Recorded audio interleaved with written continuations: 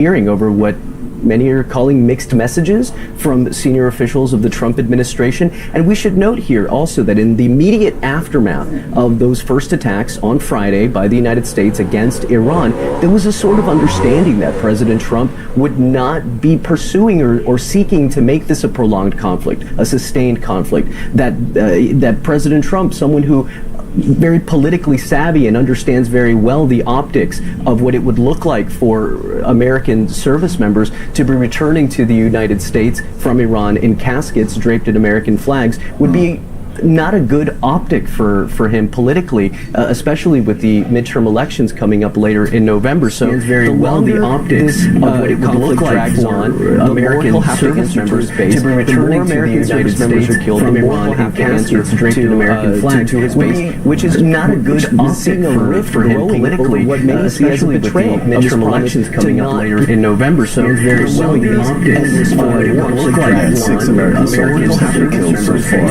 far. You're at the White House, so the Pentagon laid out its military objectives, which are destroy Iran's military capabilities, make sure it can never have a nuclear bomb. All of that is expected to take several weeks. We don't know how many. Has the president explained what he envisions after that? And Mike, by the way, I'll just let our viewers know that we are expecting that briefing at the White House where you are. Could happen any minute now. Our eyes are trained on that. If we have to go to that live event, we will, and you'll help us do that. But for now, has the U.S. president explained what he sees happening with Iran after his military campaign? No, we haven't got that far at all. We do not know or have any indication of what the exit ramp is here. We actually do not know what the end aim of the U.S. president is and his administration.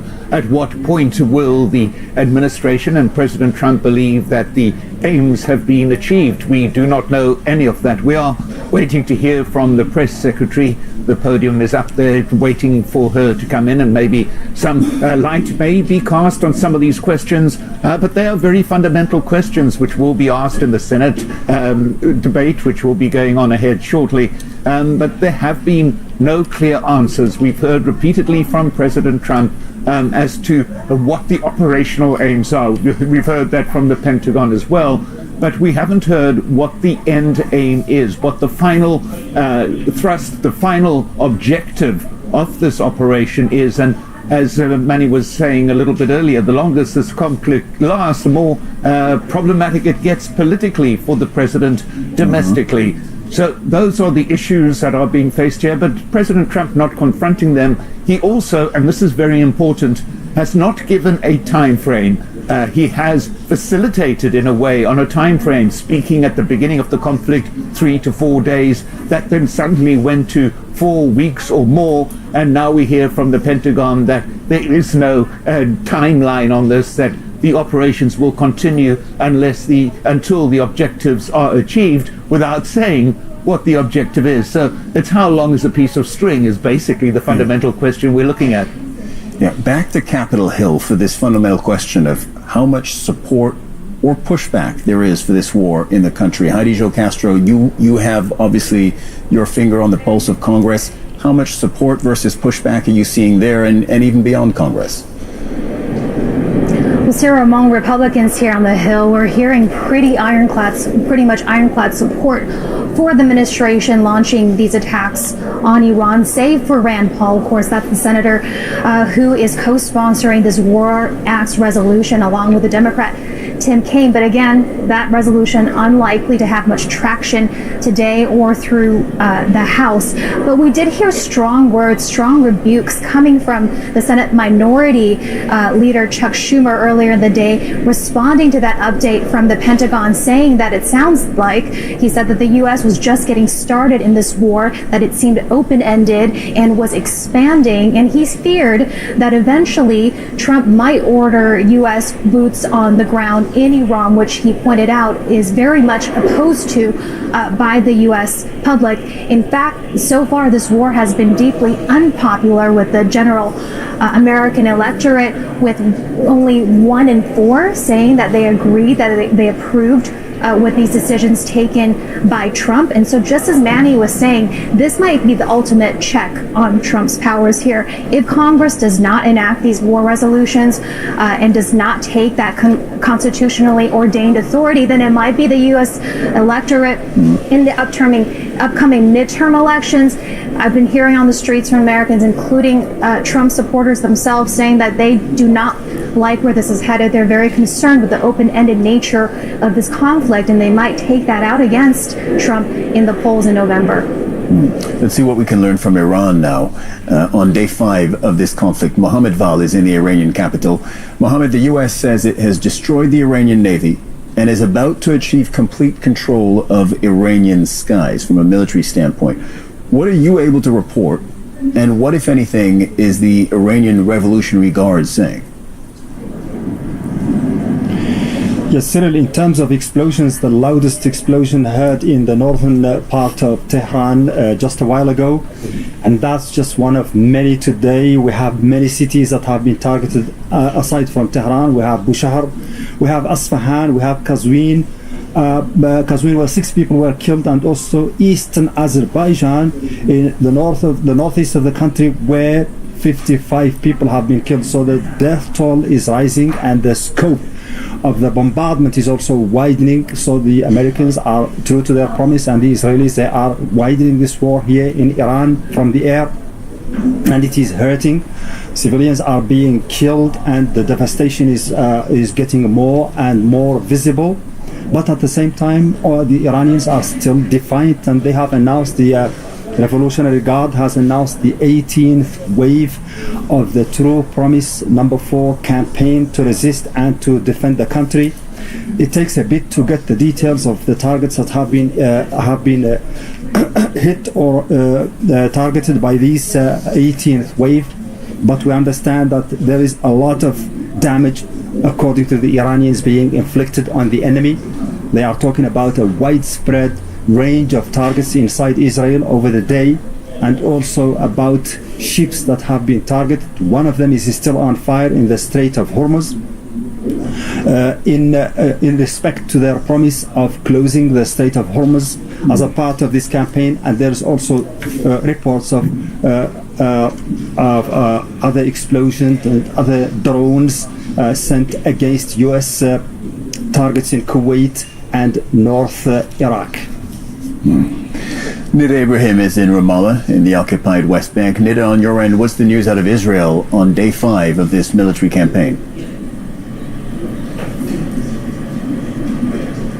Well, the Israeli authorities are talking about estimates of 1 week of the war in Iran. That would be on Saturday, and they're talking about $2 billion of losses expected to be targeting the facilities, the infrastructure, as well as the buildings that are getting damaged. That's not to mention the price and the cost of the war itself. Also, the Israeli finance minister, Bezalel Smotrich, has asked for easing some restrictions on the economy to kind of help the economy get by. We are also looking at the Ben Gurion airport that is expected to be opening its airspace tomorrow to repatriate some of the military people who have been stranded abroad, some of the civilians who have been stranded abroad, but they will be taken via military aircraft, as far as the Israeli transportation minister has said. So again, all attempts are trying to keep the population in support of the government, in support of this war. And we always have to remind our viewers that Iran has been very high on the Israeli agenda for years, talking about it as an existential threat, trying to lobby for such a war, and that's why many believe that Netanyahu has found a very key moment in time to convince President Trump to strike Iran. And we've heard also from the Israeli defense minister, who says that this strike was scheduled later in the year, talking about June, but because the protests have broken out in Iran, that kind of prompted them to start the operation a little bit earlier and sooner.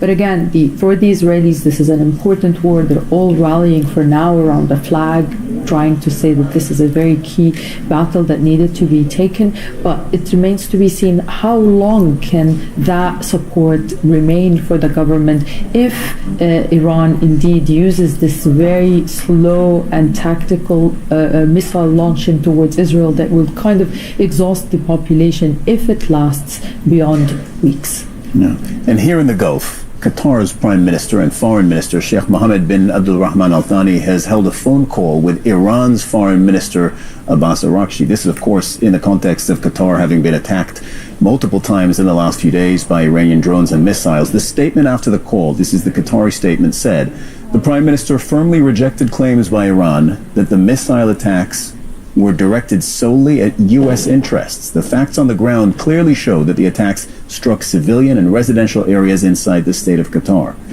He stressed that such attacks reveal no goodwill on Iran's part towards its neighbors. Al Jazeera's Laura Khan is in Doha. What more do we hear from Qatar on this, Laura? Well, sir, this is very important because it's the first time these two countries have had any form of communication since the beginning of the war. Before this, they were on relatively friendly terms. However, last June, during the 12-day war, there were attacks from Iran on Al Udeid airbase. Iran considers this to be a U.S. asset, but this is also a Qatari airbase. It's Qatari built as well, so they consider this an attack on its sovereignty. But it extends well beyond there. Qatar says that the continuous volley of ballistic missiles, of cruise missiles, and of drones into the country, it's been attacking the energy infrastructure, its civilian infrastructure, and also its military. So it's condemned them. There's a big disconnect between the two countries. The Qatari Prime Minister said, essentially, you're wrong. You have been attacking these, and that it has every right to respond under Article 51 of the United Nations Charter. But there's been a number of diplomatic lines coming in as well. The Gulf Cooperation Council will be holding a meeting with the European Union. They might be looking for a coordinated response to this because it's not only seen huge consequences across the Gulf region of this war as they've continuously had their air defenses tested with a barrage of missiles and drones, but it's had huge consequences across the world, particularly when it comes to its energy needs, where a number of energy facilities have been shut down in order to keep the safety of staff. Both Laura, I have to interrupt. We have a live event at the White House. They are paying in blood. Since 1979, the terrorist Iranian regime has actively and intentionally facilitated the killings of Americans. They chant "Death to America" and fund other radical terrorists who attack our country and are "Death to America" and fund other radical terrorists who attack our country and are seeking to destroy Western civilization itself. These terrorists seized our embassy and took 66 Americans hostage in Tehran. They slaughtered 241 U.S. service members with a truck bombing in Beirut. They killed and maimed hundreds of American service members in Iraq. And this is just a small fraction of their blood-soaked record. Prior leaders have been too weak and ineffective to address this threat. Some, like Barack Hussein Obama, even sent pallets of cash that ultimately financed this terrorist crusade against the United States and our people, while signing stupid and naive deals that put Iran on the path of developing nuclear bombs. After years of endless appeasement and empty statements from politicians on both sides of the political aisle in this town, President Trump is finally the man of action. President Trump is holding these monsters accountable and permanently extinguishing their nuclear ambitions. Future generations of Americans will look to this moment as the moment where the specter of a nuclear armed Iran ended. At the beginning of Operation Epic Fury, launched last weekend, President Trump laid out clear objectives to the American people on what the U.S. military seeks to accomplish through these major combat operations. Number 1, destroy the regime's deadly ballistic missiles and completely raze their missile industry to the ground. Number 2, annihilate the Iranian regime's navy. And so far, we have destroyed more than 20 Iranian ships, including their top submarine last night, using a torpedo for the first time since World War II. There is not a single Iranian ship underway in the Arabian Gulf, Strait of Hormuz, or the Gulf of Oman. Number 3, Operation Epic Fury will ensure the regime's terrorist proxies in the region can no longer destabilize the region or the free world and attack our armed forces. And thus far, Iran's proxies are hardly putting up a fight. Number 4, this mission will guarantee that Iran can never obtain a nuclear weapon. It's safe to say that thus far, Operation Epic Fury has been a resounding success. American forces have struck more than 2,000 targets, destroying hundreds and hundreds of ballistic missiles, launchers, and drones. As the Department of War said this morning, we expect to have complete and total dominance over Iranian airspace in the coming hours, clearing the skies for our brave warriors to continue achieving these noble and long sought-after objectives. There's been a lot of misreporting and intellectual dishonesty from the American media on why President Trump decided to launch this operation. So let me remind you, Operation Midnight Hammer, which took place last June, obliterated Iran's 3 major nuclear sites. Yet the terrorist Iranian regime has remained fully committed to rebuilding its nuclear program.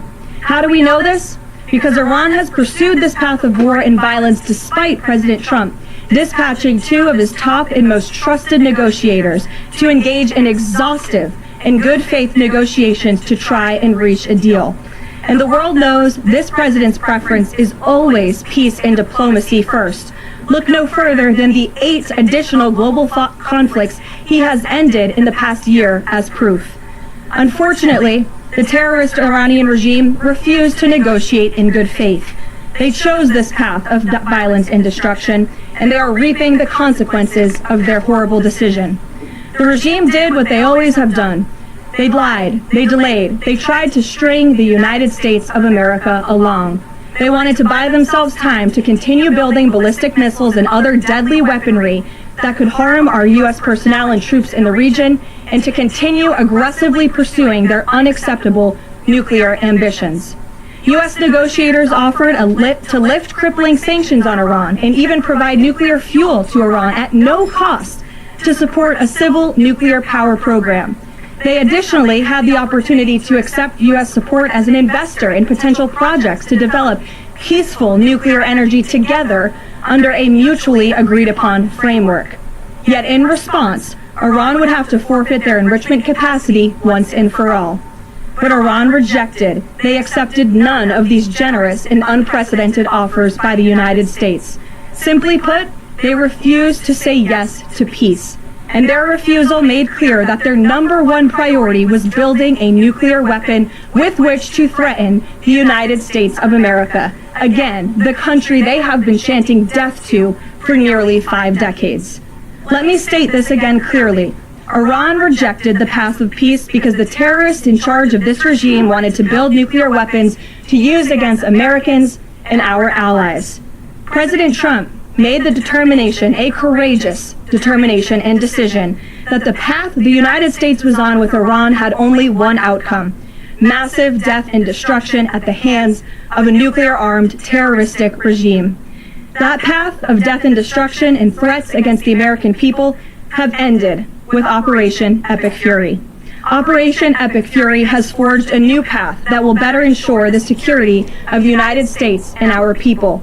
The terrorists made a bet that President Trump would be like many of his predecessors, that he would just talk and he would refuse to enforce his clear red lines. But that has proven to be a catastrophic error in judgment. When President Trump makes a threat, and I have reiterated that threat many times from this podium to all of you over the past year, President Trump does not bluff. The president's words are backed up by the mightiest warriors in the world who possess the most sophisticated capabilities this world has ever known. 49 and counting of the most senior Iranian regime leaders, including the supreme leader, have already been wiped off the face of the earth. Make no mistake, killing these brutal terrorists is good for America and makes the world a much safer place. I want to also extend our prayers and condolences to the families of the 6 U.S. military service members who have been lost in Operation Epic Fury. These heroes represent the very best among us. They laid down their lives in defense of our country, and we will never forget their legacy or their sacrifice. As the president said, we grieve for these American patriots and their families as we continue the righteous mission for which they gave their lives. President Trump intends to attend the dignified transfer of these American heroes to stand in grief alongside their families. I understand the Department of War is working on scheduling this transfer, and we will provide updates at the appropriate time. Finally, the Trump administration is also doing everything within our power to protect Americans in harm's way. Since the launch of Operation Epic Fury, more than 17,500 Americans have safely returned home from the Middle East, with over 8,500 American citizens returning home to the United States just yesterday alone. If you are a U.S. citizen in the Middle East looking to return to the United States, the Secretary of State asks that you please register with the State Department at step.state.gov. The State Department will identify where you are and provide travel options directly to you. The administration is already rapidly chartering flights free of charge and booking commercial options, which we expect to become increasingly available as time goes on and the success of this mission further comes to fruition. I know the President and Secretary of State Rubio have been in touch as well with our allies in the region directly about this problem, making it clear that it is a priority of the United States of America to bring every American home. The Trump administration will not rest until every American is home safely and until the terrorist threat from Iran has been completely destroyed. With that, I'll take your questions. Eric, why don't you kick us off today? Thank you for being here. Thanks so much, Ryan. It's great to be here. As you mentioned, Iran's regime, its leadership has largely been decimated. Do we have a sense right now of who's actually calling the shots in Iran? And we're also hearing reports that the Supreme Leader's son may be named his successor. Do you have any more information about that? I just had a quick follow-up as well. Sure. We've seen those reports as well, of course, and this is something that our intelligence agencies are closely monitoring and looking at. The truth is, we'll have to wait and see. The president has said repeatedly that the objectives of Operation Epic Fury are the 4 military objectives that I laid out for you previously: to destroy Iran's navy, to destroy their ballistic missile capacity, to ensure their proxies in the region can no longer harm Americans, and to also ensure that they can never obtain a nuclear weapon. As for what comes next for Iran, the president has said, of course, it's a good thing for the United States to want freedom for the Iranian people, and ultimately we hope that freedom rests in their hands. Well, I see the Arab and Muslim nations coming under fire as well. President Trump's vision for the region has been to bring the Arab and Muslim nations to the table together, Abraham Accords, obviously, with Israel. If this regime topples, could we see a new day in the region and really a new Middle East come out of this when the dust settles? Well, the greatest deterrent to true and long-lasting peace in the Middle East has always been the rogue Iranian terrorist regime.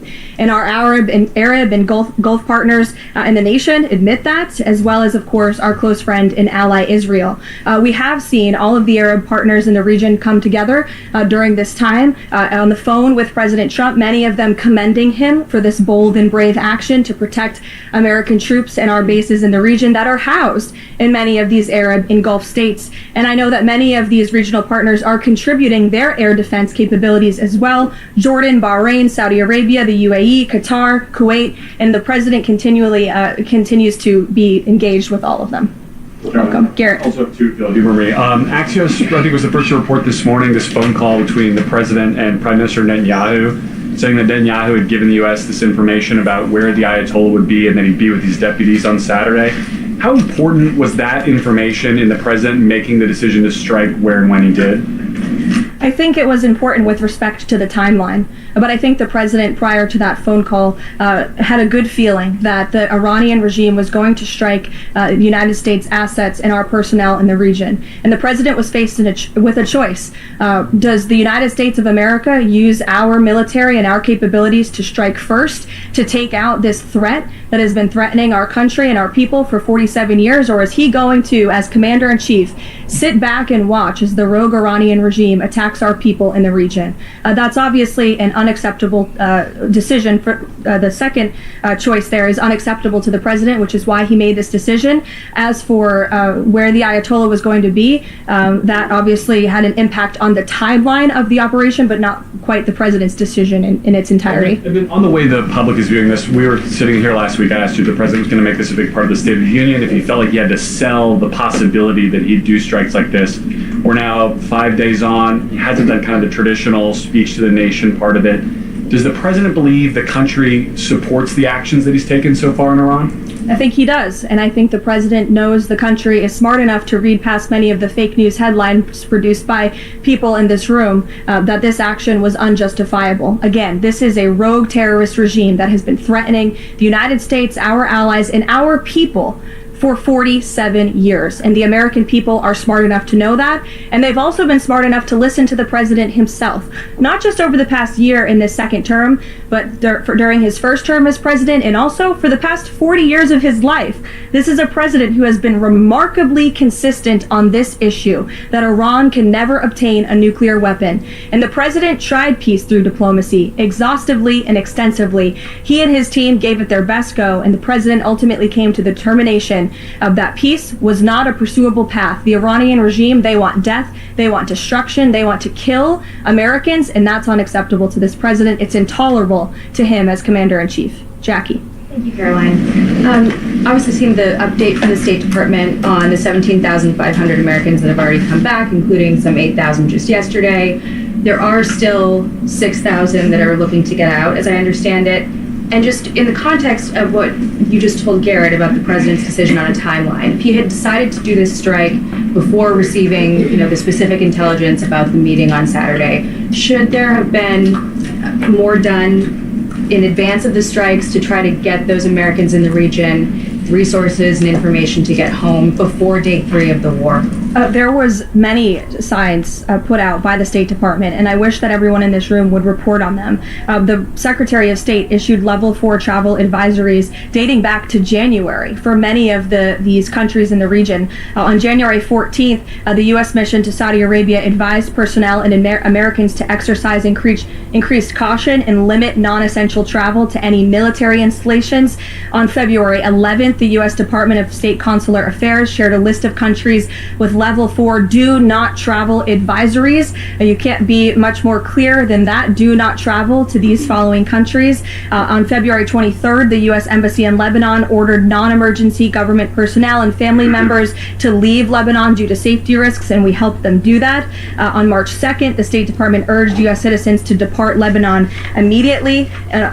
With respect to Iran, on February 27th, the Secretary designated Iran as a state of sponsor of wrongful detention and stated no Americans should travel to Iran for any reason. And again, on February 27th, the U.S. ambassador to Israel warned Americans to leave Iran, and they provided travel advisory alerts through the U.S. Embassy in Jerusalem. So the State Department was all hands on deck on advising extreme caution and do not travel alerts to Americans in the region. With respect to the Americans who are still in the region now, again, the State Department is asking that they register at the website so they can directly identify you, and we are actively and rapidly working to charter flights. There is some commercial flights that are taking off intermittently from these countries, and we plan to get Americans on board as quickly as possible, again, free of charge to them. And we have some additional measures that I think will be announced in the coming days. Again, I can also reiterate from the president's perspective, this is something he's brought up directly with our allies and partners in the region, that we expect their help in getting Americans home, and we will do that, and we will not rest until every single American is returned home safely. Thank you. And then one follow-up just on how people might be experiencing this at home. With respect to the economy and the cost of oil spiking, is there a need to start those Navy escorts in the Strait of Hormuz now to sort of blunt the impact to people? And also, because Spain is a member of the EU, does that at all put a wrinkle in the president's plan for a trade embargo with them?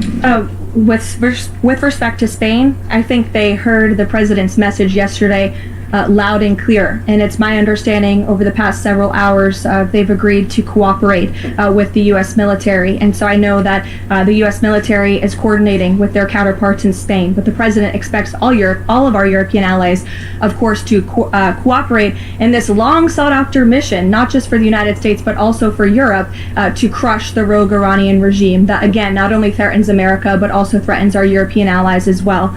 With respect to oil prices and the economy here at home, of course, course, this is something that Secretary Bessent, Secretary Wright, the National Economic Council of Energy, that is led by Secretary Burgum, has been long working on and well in advance. Yesterday, President Trump announced the U.S. Development Finance Corporation will provide political risk insurance at a very reasonable price for crude carriers and cargo ships operating in and around the Gulf. And as you pointed out, Jackie, the president said if necessary and when appropriate, the U.S. Navy will begin escorting tankers through the Strait of Hormuz. I think it speaks to why this action was so necessary, that ultimately the energy industry is going to benefit from the president's actions with respect to Iran, because Iran will no longer be controlling the Strait of Hormuz and restricting the free flow of energy, which, as you all know, controls 20% of the world's global oil supply. Sure. Thanks, Caroline. The president said yesterday there wasn't time to make evacuation plans because this all happened so quickly. Given how critical the president has been of the chaotic evacuation from Afghanistan by the last administration 5 years ago, why wasn't there more of a focus on evacuation plans from the Middle East that could have been at least put in place, ready to go before the strikes this weekend? Again, I just laid out for you that there have been plans in place and that the State Department has been very clear to the American people traveling within this region not to travel to these regions. We gave notices to leave immediately the countries where these Americans were within. And unlike the previous administration, we actually have a number. We actually have identified the number of people in the region who have requested help. We are in direct contact and engagement with them. And you have to keep in mind, there's a few thousand people who have requested assistance to come home in comparison to the millions who we understand are in the region. So we will help every single American who wants to come home if they're making that request of the State Department. Americans who called the State Department hotline as recently as last night were being told, we can't help you, you have to make your own plans. Well, the line was updated, and I expect every single person in this room to report on that accurately so that information can be relayed appropriately to your audiences and to the American people. I think as journalists, you all have a responsibility to let them know that the line has been updated accordingly with the proper guidance, because I saw many people in this room very quick to do selfie videos with the line yesterday, but not so quick to report on the corrected message today.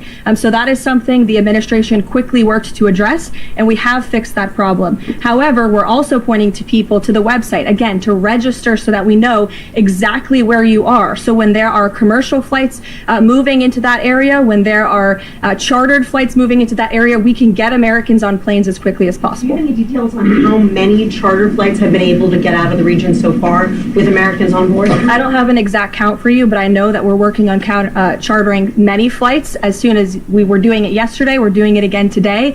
And you should not expect us to detail exactly when these flights are taking off for obvious reasons. The Iranians have shown that they are not going to hesitate to target civilians in the region, which is completely intolerable. But for safety and security reasons, we're not going to be broadcasting when flights full of Americans are going to be taking off, obviously.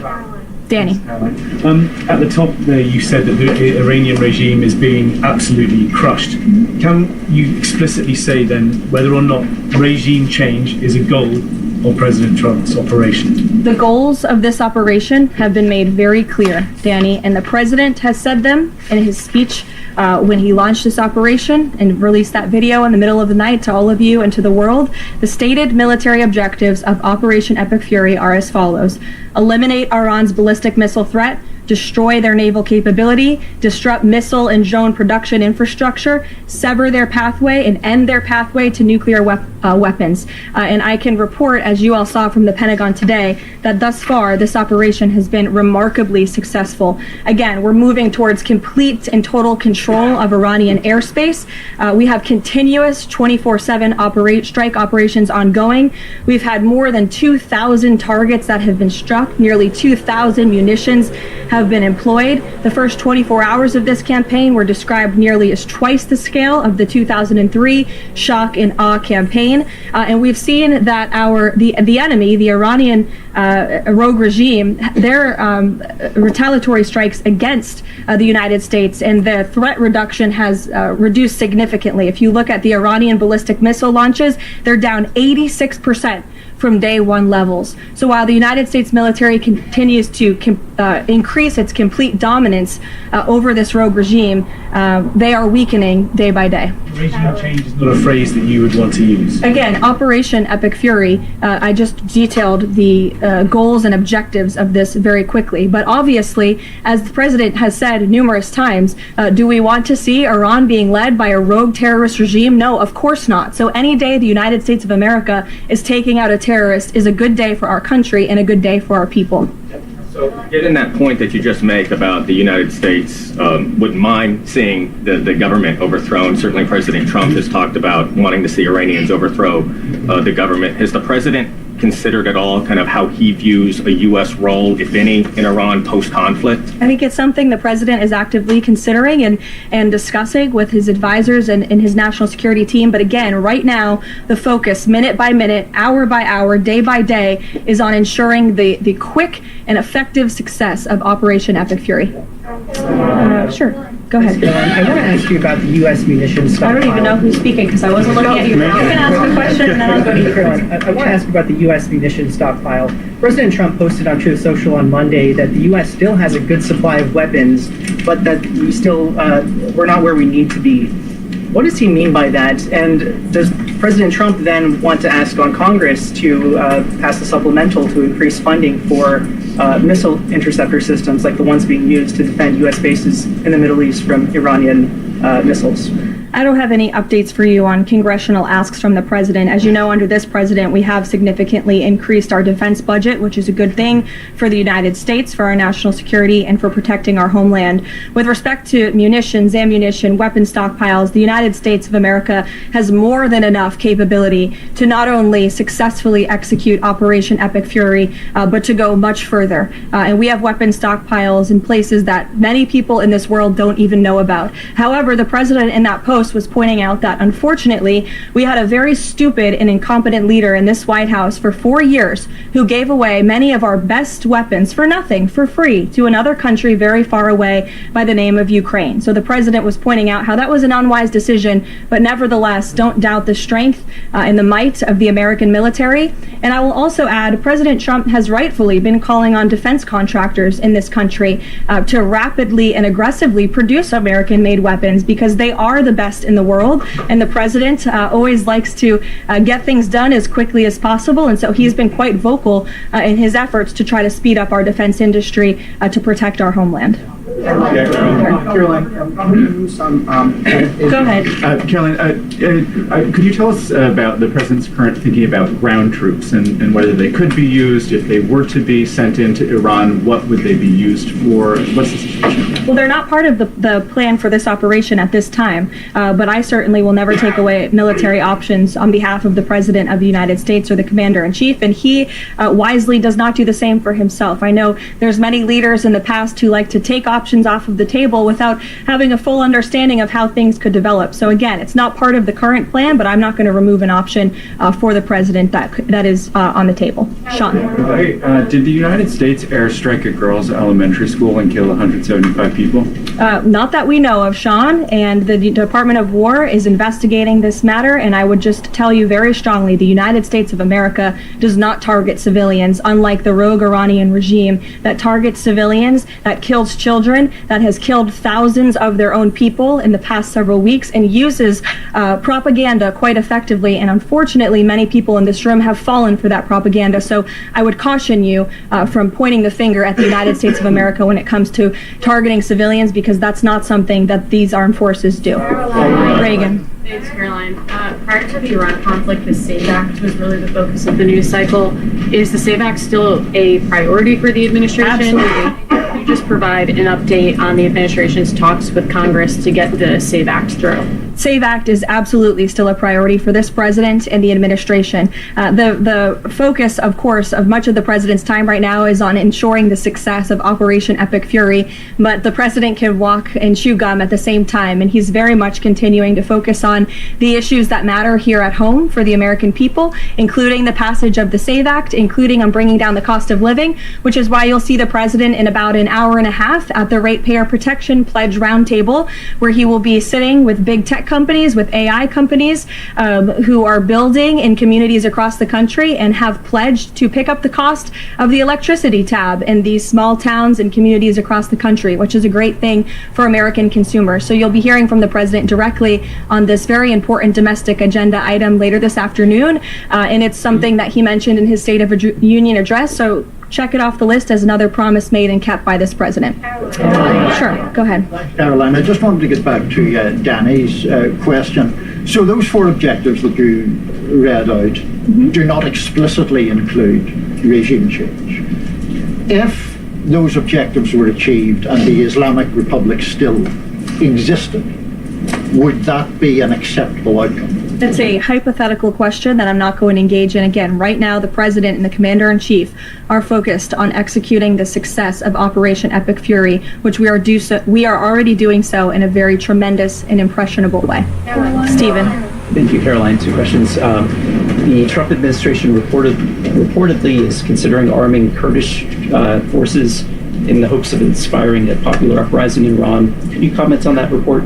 I could comment on the fact that the president has held many calls with partners, allies, and leaders in the region, in the Middle East. He did speak to Kurdish leaders with respect to our base that we have in northern Iraq. But as for any report suggesting that the president has agreed to any such plan is completely false and should not be written. President Trump was saying yesterday that he is okay with someone from within taking over in Iran. He spoke about how Venezuela he saw as a successful model where Delcy Rodriguez took over and had a better relationship.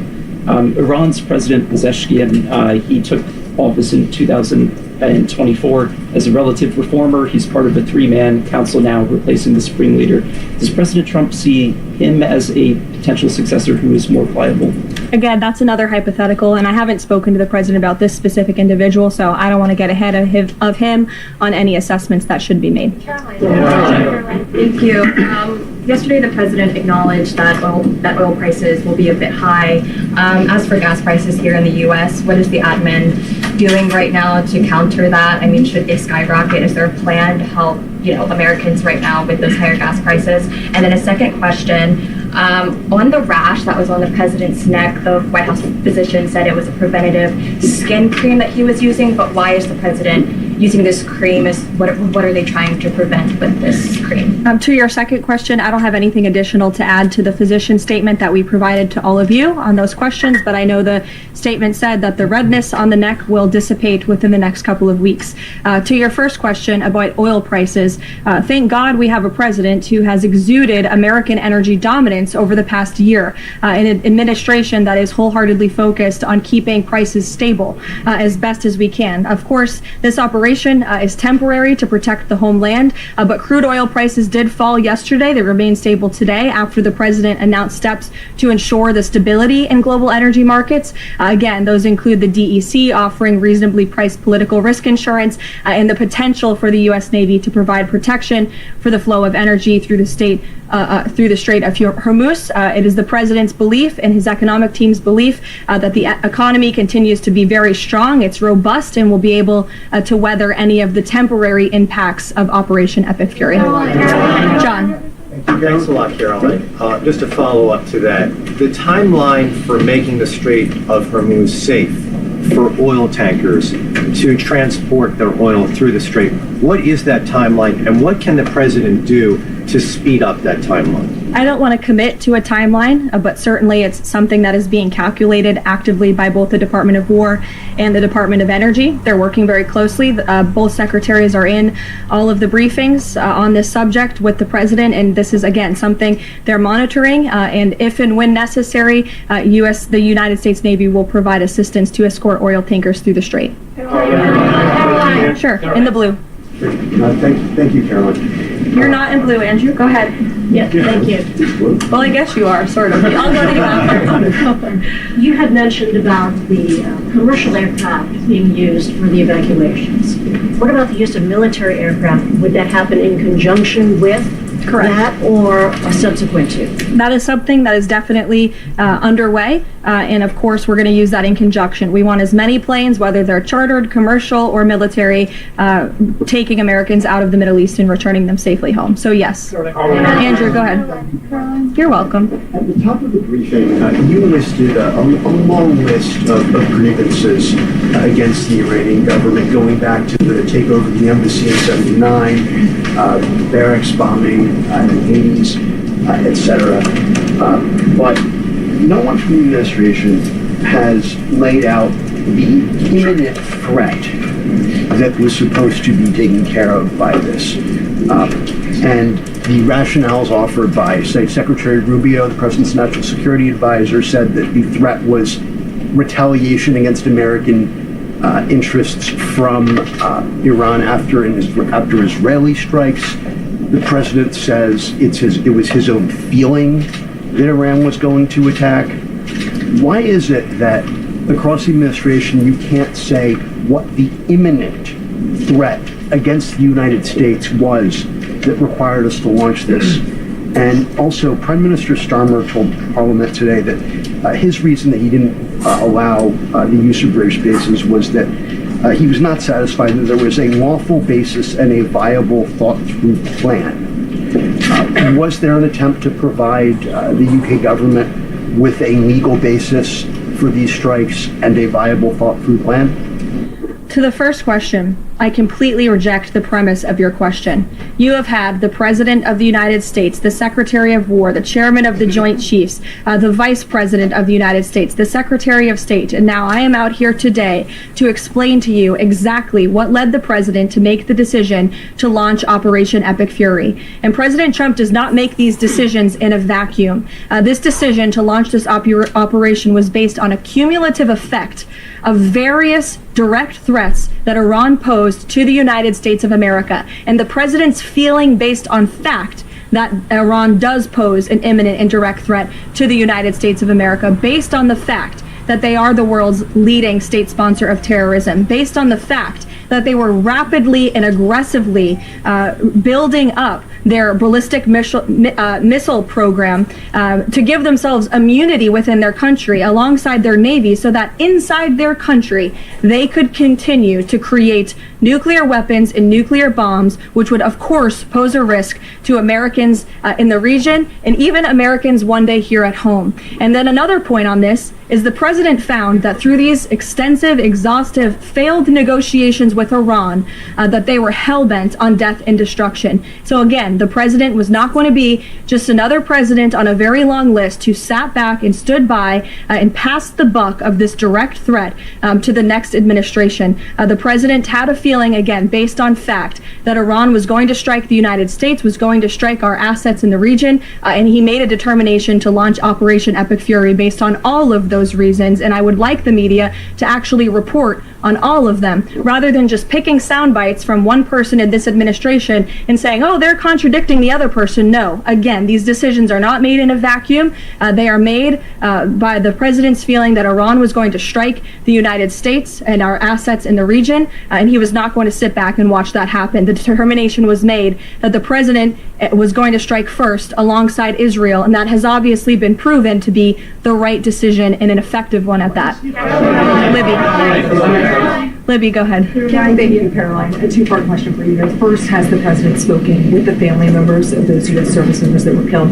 Second, given what you've outlined throughout this entire briefing, I mean, the United States has sunk a bunch of Navy ships. We've hit all of these targets. What can Americans expect the goal to be moving forward now that the U.S. has accomplished all of this? What is victory, given we've even taken out Iran's supreme leader? That was an explicit goal. Again, victory will be determined by the Commander-in-Chief once the goals and the objectives that we have repeatedly laid out are fully realized. Again, we just, in the next few hours, will be achieving that dominance over the skies, which means the United States military will be raining missiles and weapons down on Iran to hit these specific targets that have been identified as crucial to take out by the Department of War. Caroline. John. Thanks so much, Caroline. Has the U.S. posture changed in regard to a nuclear North Korea, given the latest strikes on Iran and the fact that the stated goal is to make sure that Iran is not a nuclear country? I don't have any change in position with respect to North Korea today. Thank you. A quick follow-up. There's been reports that Ali Khamenei's son has been elected as the next supreme leader. Does the administration think that he is a part of the same regime as his father? Would they like people in the country to rise up and get him out of There's power? reports he's been elected or that he's assuming to be elected. One of the likely options.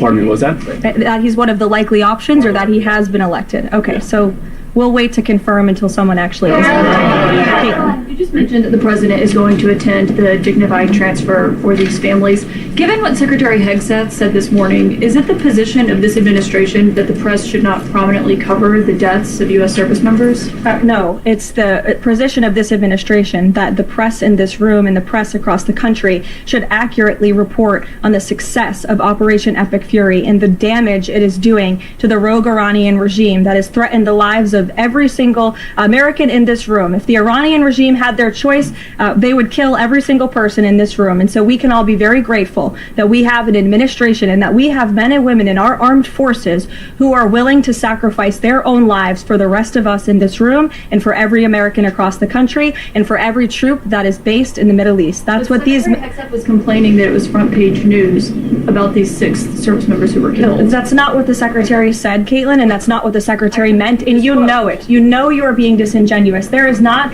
We've never had a Secretary of Defense who cares more. Get through or tragic things happen. It's front page news. I get it. The press only wants to make the president look bad. Yeah, as you know, we cover press the deaths of U.S. service members under every president. The press does only want to make the president look regime, bad. as activists of the regime have launched their war against Israel. On the screen, we can see one of the command posts that we have targeted today. It's the Center for Al-Quds Brigade's Special Operations Command Post. This command post destabilizes the regional stability. Hezbollah terrorist organization continues its attempts to target the security of our citizens. And they have launched anti-tank, anti-armored missiles during this. A couple of our soldiers have sustained medium injuries. This firing from Hezbollah in parallel with attacks from Iran proves that Hezbollah is an arm of Iran. We will not allow this situation to continue. We have doubled protection of the people of the north. We shall continue insisting on disarming Hezbollah. This is a demand that we will not back down of citizens of Israel. We are aware that we are facing challenges. Sometimes we ask you to spend a long time in your shelters, and we would like to commend your steadfastness and resilience. And we are 100% sure that this saves lives.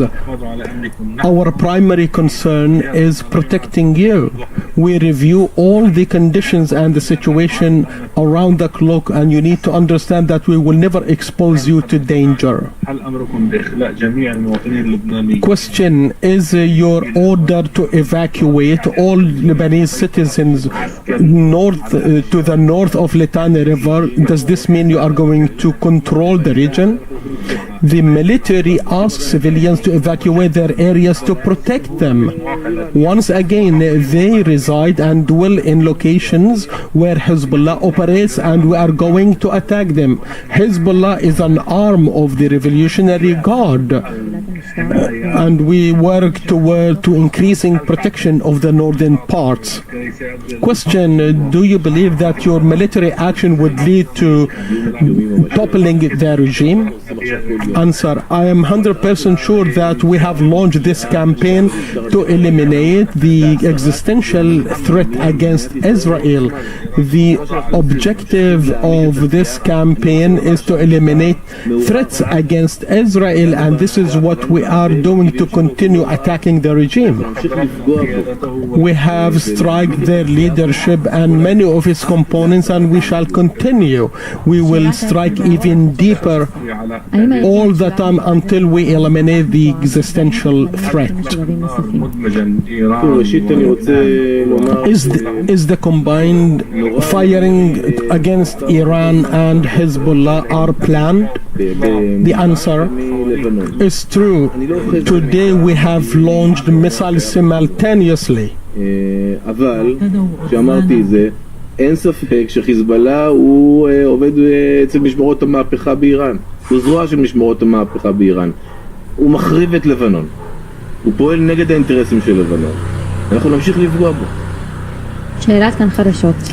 Well, you've been listening to the military spokesperson of the Israeli armed forces. That's Brigadier Efi Defrin there. It is 19 GMT, just past 19 GMT, and you're watching Al Jazeera's coverage of the conflict between the U.S., Israel, and Iran. I'm Cyril Venier.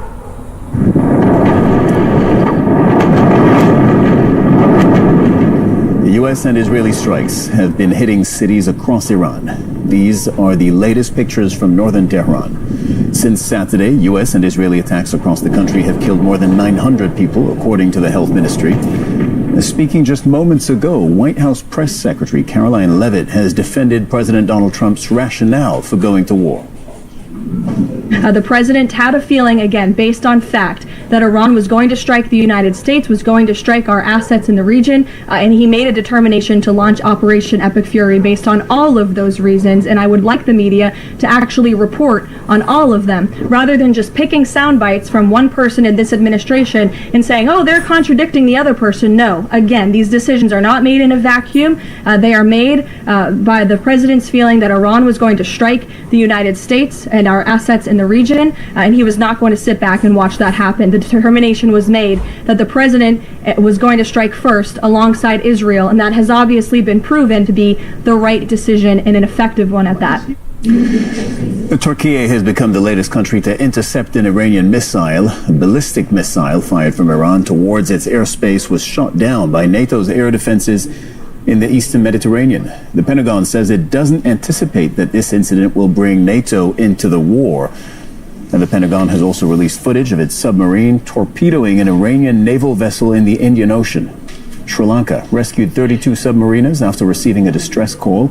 The country's deputy foreign minister saying that at least 87 people were killed in that attack. And Israel has carried out a new wave of strikes across Lebanon, killing at least 72 people and injuring hundreds since Monday.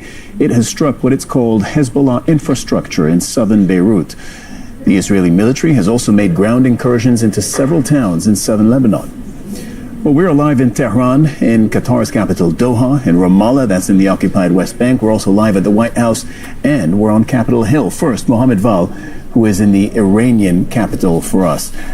Mohammed, the U.S. says it has destroyed the Iranian Navy and is about to achieve complete control and dominance of Iranian skies. I'm wondering what you can report on the military side of things on your end, and what the Iranian Revolutionary Guard are saying. Cyril, there have been explosions just an hour ago on the outskirts of Tehran. So that campaign against Iran is going on, and it is being expanded. We have cities across the country that have been hit. Azerbaijan, eastern Azerbaijan, where 55 people have been killed. We have Bushehr, we have Isfahan, and we have Qazwin, where 6 people were killed. So the toll also among civilians is rising, and the number of targets is being increased across the country. But at the same time also we have the Revolutionary Guard announcing that they have started their 18th wave of the so-called True Promise number 4 operation against the enemy, and that's a combination of drones and missiles. They have mentioned a drone, an Iranian-made drone called Hadid 110, being used for the first time today in this campaign, an indication of the fact that Iran still has a lot of things to reveal in terms of its power, its military strength in this campaign. Regarding the Navy, Iranians are denying that their Navy has been decimated, and they are talking about operations as far as 600 kilometers in the Indian Ocean against American targets. They are also talking about a continuation of strikes against Israel and US bases in Kuwait, northern Iraq, and other countries. So there is nothing in their statements that denotes any kind of reduction of the possibilities, capabilities in terms of military action against the enemy. That's what they are saying. Now, the U.S. Secretary of Defense, Pete Hegseth, says that the war will last for as long as President Donald Trump decides. Speaking at the Pentagon earlier, he also told reporters that the U.S. has unleashed sheer destruction on Iran. We are only 4 days into this, and the results have been incredible. Historic, really. Only the United States of America could lead this. Only us. But when you add the Israeli Defense Forces, a devastatingly capable force, the combination is sheer destruction for our radical Islamist Iranian adversaries. They are toast, and they know it. The U.S. says it is confident about the operation against Iran. Speaking at the Pentagon earlier, the chairman of the Joint Chiefs of Staff, Dan Kane, warned that Washington is stepping up its attacks. He said, in the next 24 to 48 hours, the U.S. will continue striking Iran's naval capability and infrastructure.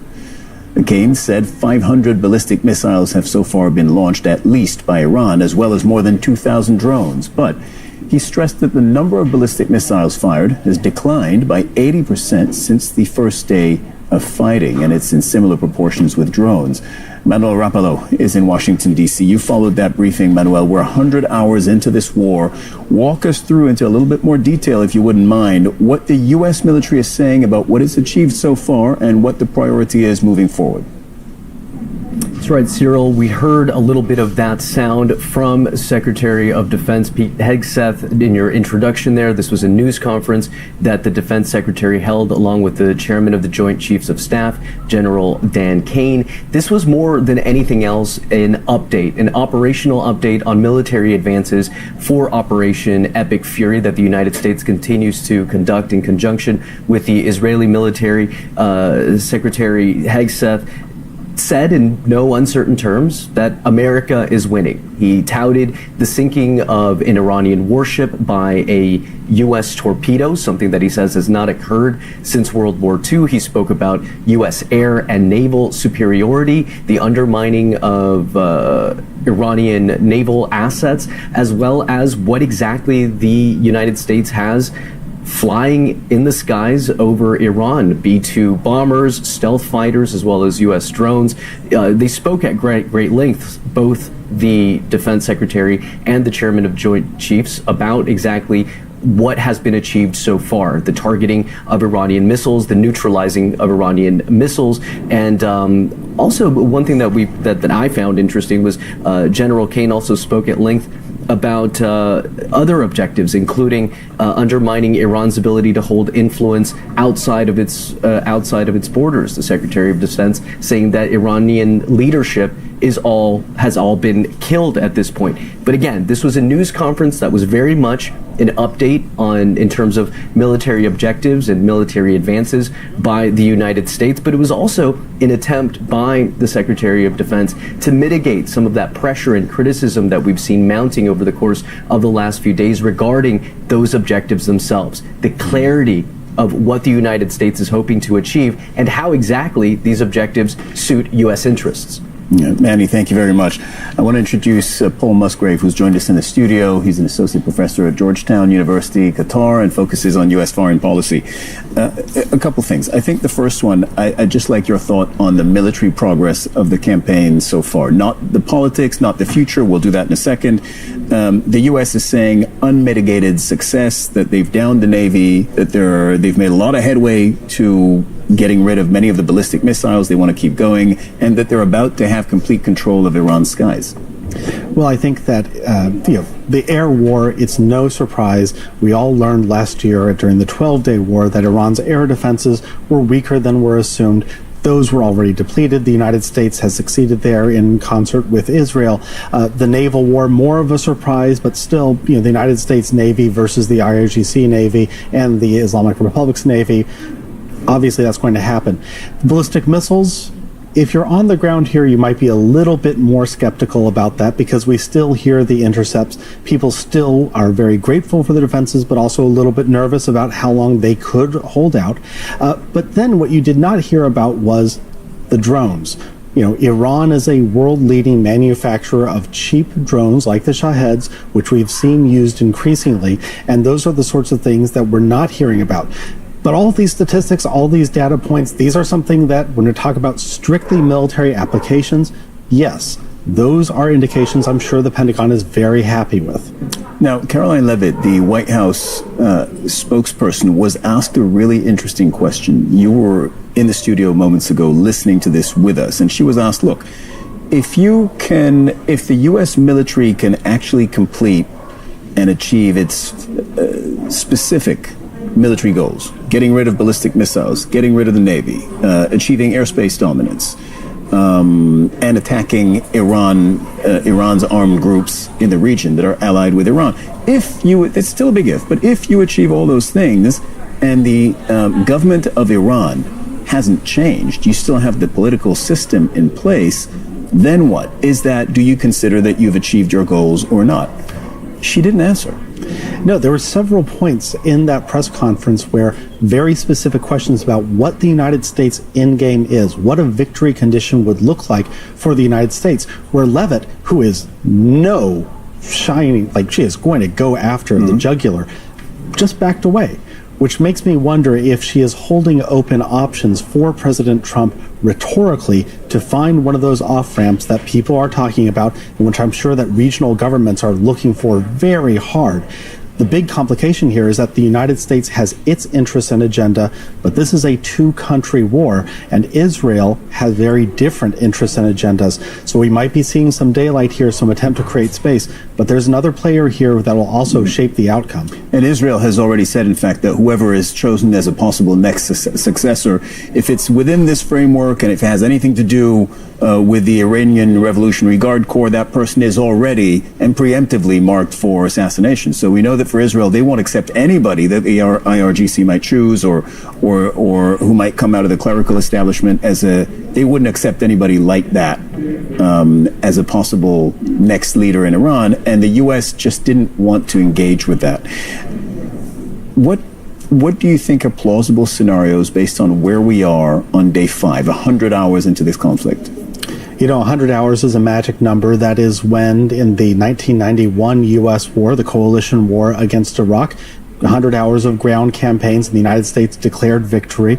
Doesn't look like anything like that is going to happen, but there could be a point at which the United States decides, President Trump decides, that victory conditions have been met. And you heard Caroline Leavitt said that the Commander-in-Chief, President Trump, will decide when victory has been met.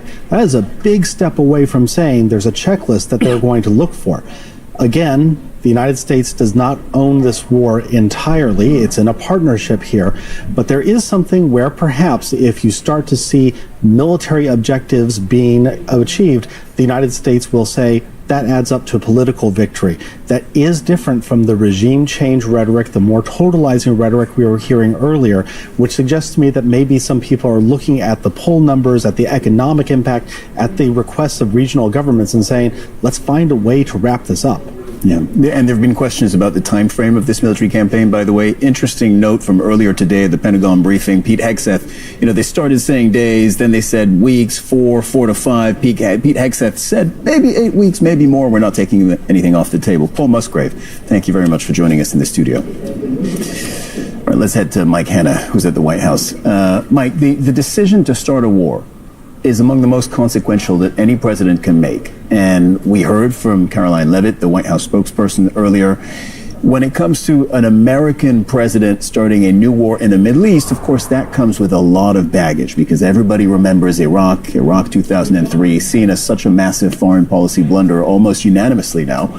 So on day 5 of this conflict, how is the Trump administration framing its decision to go to war? Well, you mentioned 2003, the invasion of Iraq. Now, just to make clear, that particular operation was preceded by weeks of the then administration persuading the American people of the need to carry out that action. It was debated among the American public, and although the reasons were falsely given, as history has clearly shown, it was a matter for debate in the public before the decision was taken. Move forward 22 years? No. There is no debate in the public. There has not been. The action was taken unilaterally by the country's president, who announced it to the American people in a recorded address in the early hours of the morning. So this is a very different set of circumstances here. What we've heard from the administration in terms of a rationale for this decision by President Trump is essentially the military objectives of what is going on. We heard again from the press secretary lining out the 4 military objectives of what this operation is all about. What we do not have from the administration is what is the end result? What is the end objective? At what stage does the president say, we have achieved what we wanted to achieve? Now, this is the thing that is gapping the gap that is there, and is something that the American people may well be asking about more vociferously in the days and indeed weeks ahead. But at the moment, that is the gap in information. What exactly is the end? What exactly is the off-ramp for the U.S. To say, right, we've achieved what we've set out to do? We hear from the Pentagon, the president will decide that.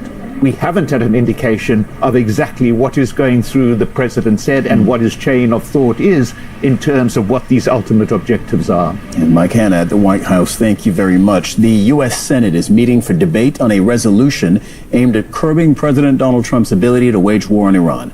If passed, it would require the withdrawal of U.S. forces from the fighting unless Congress gives the green light.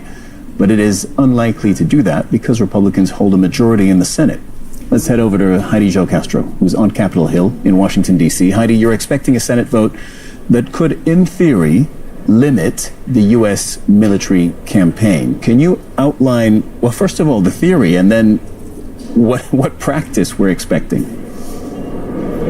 Sure. Well, the U.S. Constitution is quite explicit, saying it is the U.S. Congress that has the right to declare war, not the president. And so, in theory, the resolution that's being introduced by both a Democrat, Tim Kaine, and a Republican, Rand Paul, in the Senate is supposed to curb president's powers there. It's supposed to make sure that Congress authorizes further military intervention in Iran and have it so that even just a single member can force a vote to withdraw troops from Iran. But in practice, we have not seen this play out. President Trump, of course, authorized these strikes on Iran without consulting Congress first. In fact, the U.S. has not declared war officially since World War II, and ever since then, historians argue there's been an erosion of this power of Congress to hold the key to war or no war. And so today, here in the Senate, this resolution is likely to not pass. That's because, though it has a Republican sponsor, there are no other Republicans who have said they will support this bill, and they need at least 5 additional ones to cross the line in order to pass this resolution in this Republican-controlled chamber. And even if they were to achieve that, they face the same battle in the Republican-controlled House, and then, of course, the president can just wipe it all away with the presidential veto. And the War Powers Resolution has never in history overcome a presidential veto. So there is a lot at stake here, but also a lot holding back this resolution. Democrats, though, have been quite vociferous, saying they are concerned about where this war is going, the open-ended nature of it, saying that it has amplified. And Senator Chuck Schumer, the minority leader in the Senate, saying he fears that the administration does want to eventually send U.S. troops on the ground to Iran, which the American public has been very clear that they oppose. In fact, only 1 in 4 Americans polled by Reuters say they approve of Trump's decision to launch these attacks against Iran. Heidi, thank you very much. Let's bring it now over to this part of the world in the Gulf. Only days after, in fact hours after Qatar has been targeted by Iran's missiles, Qatar's Prime Minister and Foreign Minister Sheikh Mohammed bin Abdul Rahman Al Thani has held a phone call with Iran's Foreign Minister Abbas Araghchi. In a statement after the call, Qatar said this: The Prime Minister firmly rejected claims by Iran that the missile attacks were directed solely at U.S. interests. The facts on the ground clearly show that the attacks struck civilian and residential areas inside the state of Qatar. He stressed that such attacks reveal no goodwill on Iran's part towards its neighbors. Laura Khan is in Doha. You're following developments in the wider Gulf, but let's start with this. What more did we hear from Qatar, Laura? Well, this is very important, and there's a big question as to whether this is a turning point. There has been a lull today and especially this evening in the number of attacks coming from Iran. We've seen cruise missiles, we've seen ballistic missiles and drones coming over the past few days, but this has really dropped significantly. We've heard nothing so far this evening. Now, the Qatari Prime Minister had this conversation over the phone with Abbas Araghchi, the Minister of Foreign Affairs of Iran. Now, these are historically friendly countries. This was challenged last June during a 12-day war, Israel and Iran, the US getting involved. When they attacked Al Udeid air base, this really challenged the foreign ministry, who said that the only reason they didn't respond at that time is they didn't want to create regional instability. But this time round, they're essentially saying that they have every right to respond, that this is an attack on its sovereign territory, that it's attacked its energy infrastructure. There's been a kind of a thwarted attack on Hamad International Airport, a very important hub, travel hub in the Middle East, and also on its military infrastructure. So they made it very clear that there is a disconnect between Iran essentially saying they're aiming to attack only US assets here, when they say no, this is an attack not only on its sovereignty but across the Gulf nations. And Nida Ibrahim now is in Ramallah, that's in the occupied West Bank. Nida, bring us up to speed on the news out of Israel on day 5 of this military campaign. Well, according to Israeli officials, they're saying that within hours, Israel will have air superiority over not just Tehran and west of Iran, but all the skies of Iran. This is, of course, according to sources in the Israeli military, saying that to the Israeli newspaper of Yedaot Ahronot, saying that this will allow them to operate there more freely, as well as the U.S. Air Force in the region and in areas that in east of Iran that it was a bit more difficult to operate in.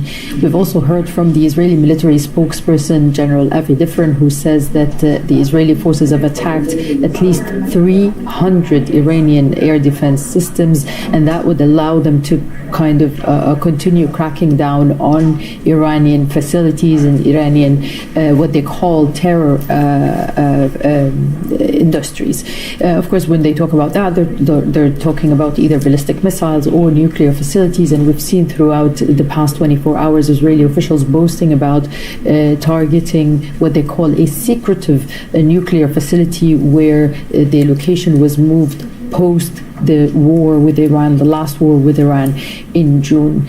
We're also hearing Israeli officials using a heavier rhetoric on Hezbollah in Lebanon, saying that the amount of rockets it was allowed to fire, it's something that they underestimated. And usually what that means is that the Israeli forces are kind of manufacturing earlier consent, if you may, that they are going to crack down heavily on Lebanon, even though we know that Hezbollah is nowhere near how it was before the war on Gaza started, so it's much weaker.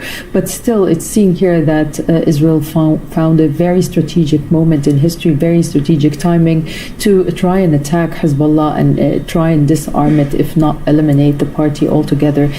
So they're using that kind of, we underestimated Hezbollah and its abilities and its power as a way to prepare us for what's coming ahead in Lebanon. Yeah, Nida Ibrahim reporting out of Ramallah in the occupied West Bank. Thank you very much.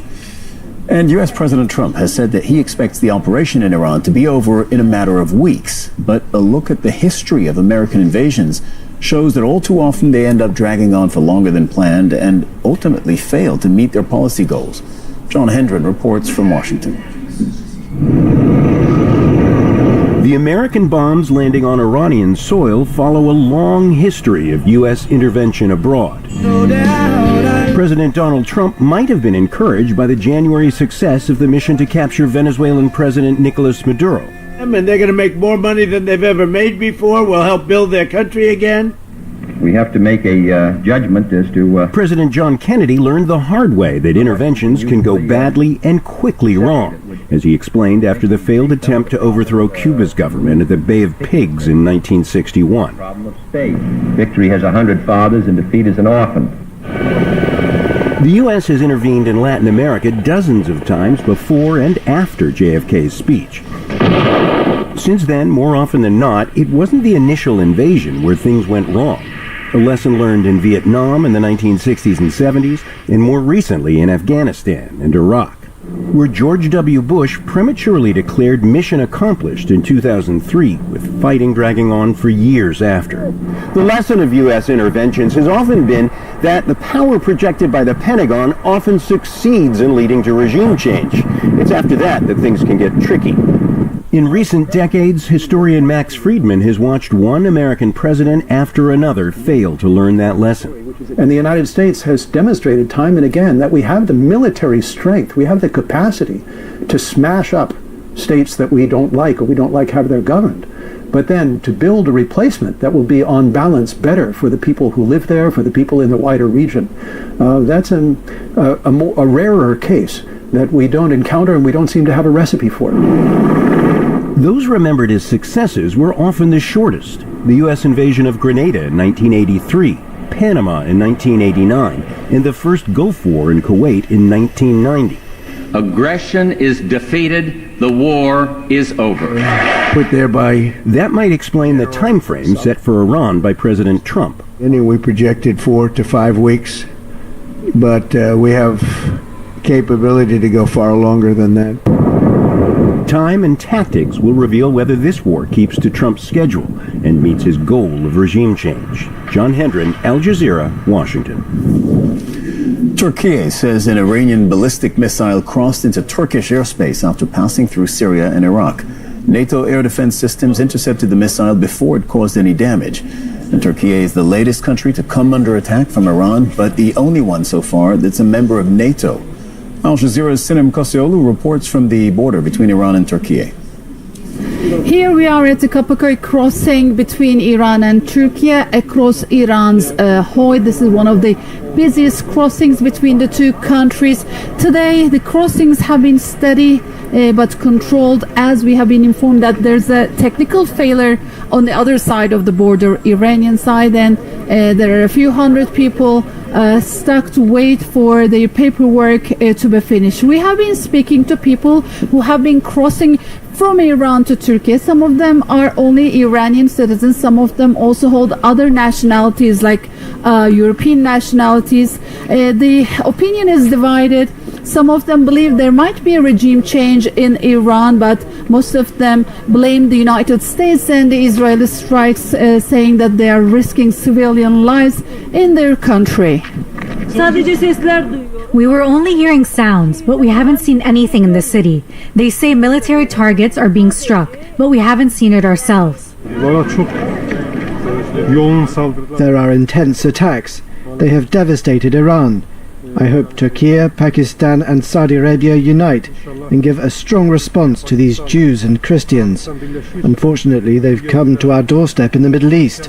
Our airspace is in their hands. I am calling on all Muslims, focus on technology and unite. We have no other choice. When I heard Iranian in a war and I have to back to my country to help my people and army.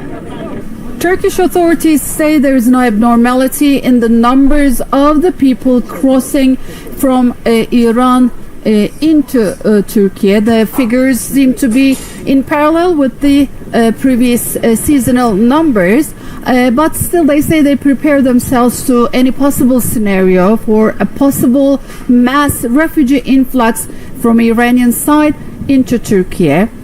Taking their experience from the Syrian conflict. But of course they underline that what's going on in Iran today is different than what happened in Syria. They're drawing attention to this, but they are preparing themselves and also Europe for any possible refugee influx. Sinem Koscioglu, Al Jazeera, Van Kapıköy crossing by Iran border. The U.S. has confirmed a torpedo from a U.S. submarine sank an Iranian warship in the Indian Ocean off the coast of Sri Lanka. Sri Lankan authorities say that they've recovered at least 87 bodies and that the ship was headed back to Iran from an eastern Indian port. Al Jazeera's Manel Fernandez has more from Gale in Sri Lanka. And the grim task of dealing with the bodies. Now, this is another mortuary that has been commandeered here at the National Hospital in Galle. The second batch of bodies brought earlier. It was the main morgue. But obviously, we're hearing from staff that there is an issue with capacity. Usually this hospital, a regional southern hospital, can manage up to 25 bodies. But from what we're hearing, we've got 87 bodies of the Iranian Navy soldiers who died in this incident off the Navy frigate in international waters, and authorities are trying to figure out how they must deal with them. Now, we're hearing from the embassy staff that the military attaché as well as a consular attaché were here trying to figure out the logistics. Obviously, there's a lot of paperwork and procedures that must be completed. Now, in terms of what exactly happened, we heard in the early hours of this morning that the Sri Lankan Navy received a distress signal about 40 kilometers off the coast here in Galle to assist this vessel, and they have been since sort of working in the seas to try and recover as many survivors and bodies. Manel Fernandez, Al Jazeera, Galle, southern Sri Lanka.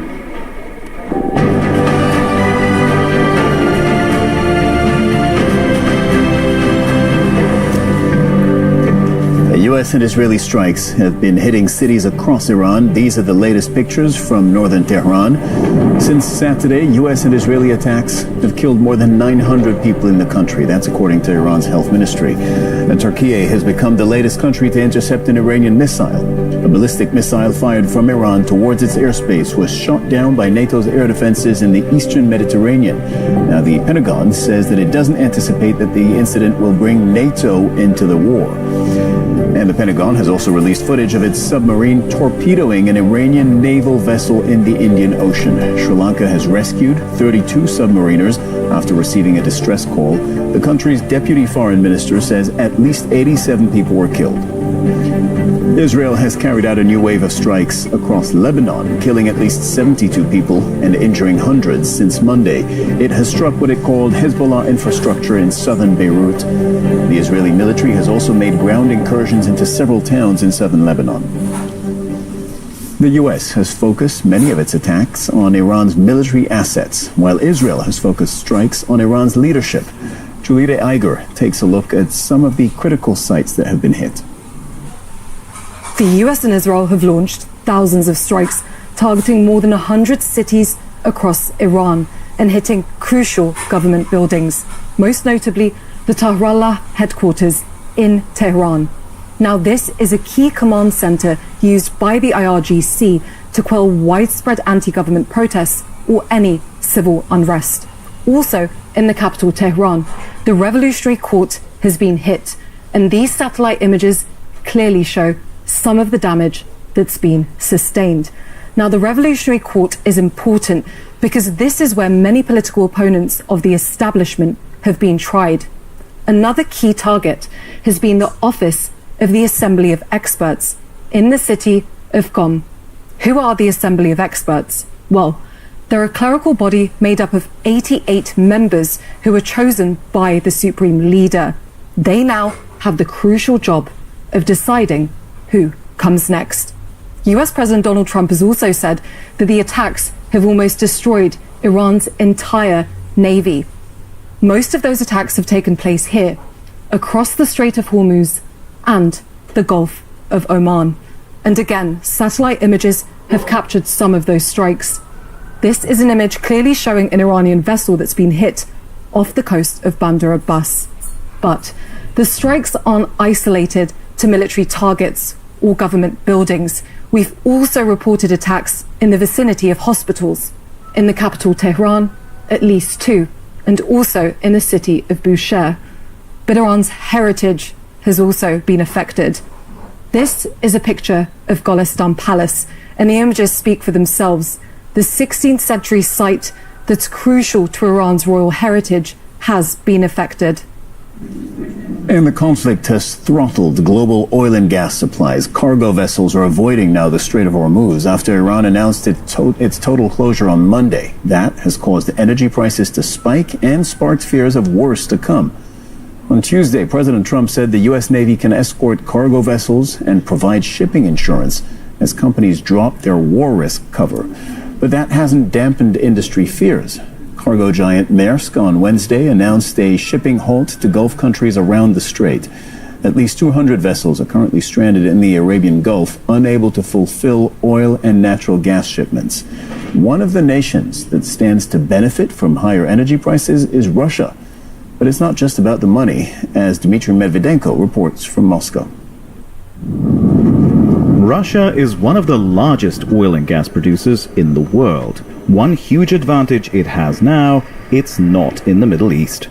With Iran blocking the Strait of Hormuz, disrupting global oil and gas supplies from the region, Moscow, with its vast resources, seems perfectly poised to step in. Except it can't, at least for now, due to large-scale sanctions imposed on it because of the war in Ukraine.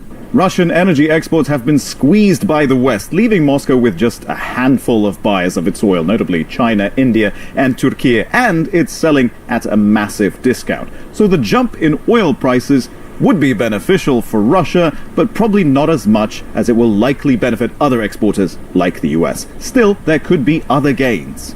The escalating Iranian attacks on Gulf countries are causing importers to review their concerns about buying from Russia. There's growing interest from India to buy more of our oil. Obviously, there are many uncertainties these days given the situation in the Middle East. We've also been watching Europe gradually soaring the branch they're sitting on. There's a general deficit of natural gas. Today's volatility in gas prices is a sign of just how unstable this market is. Europe has been phasing out Russian energy imports. It's still buying around 13% of its gas from Moscow, but the plan is to drop that to zero by late next year. Norway's energy minister says the EU has been very clear that they want to liberate themselves from Russian oil and gas, but then the events of the last 3-4 days have also been difficult. With the geopolitical situation we see now, I believe the debate will be revived. Kirill Dmitriev, head of Russia's sovereign wealth fund, is blaming Europe for what he called short-sighted decisions. He's the one leading talks on removing sanctions imposed on Russia. The Middle East crisis could end up improving Russia's positions at talks on ending the war in Ukraine and lifting sanctions, now that Europe and other importers may be more interested in seeing Russian resources make a comeback. Dmitry Medvedenko, Al Jazeera, Moscow. The conflict in the Middle East has sent Asian stocks tumbling. Countries, including China, Japan, and South Korea, rely heavily on energy from the Gulf, making them vulnerable to supply disruptions. In Seoul, the stock market plunged more than 12% on Wednesday, and fears that the war could cripple Asia's fourth largest economy sent the local currency to a 17-year low. Jack Barton reports from the South Korean capital.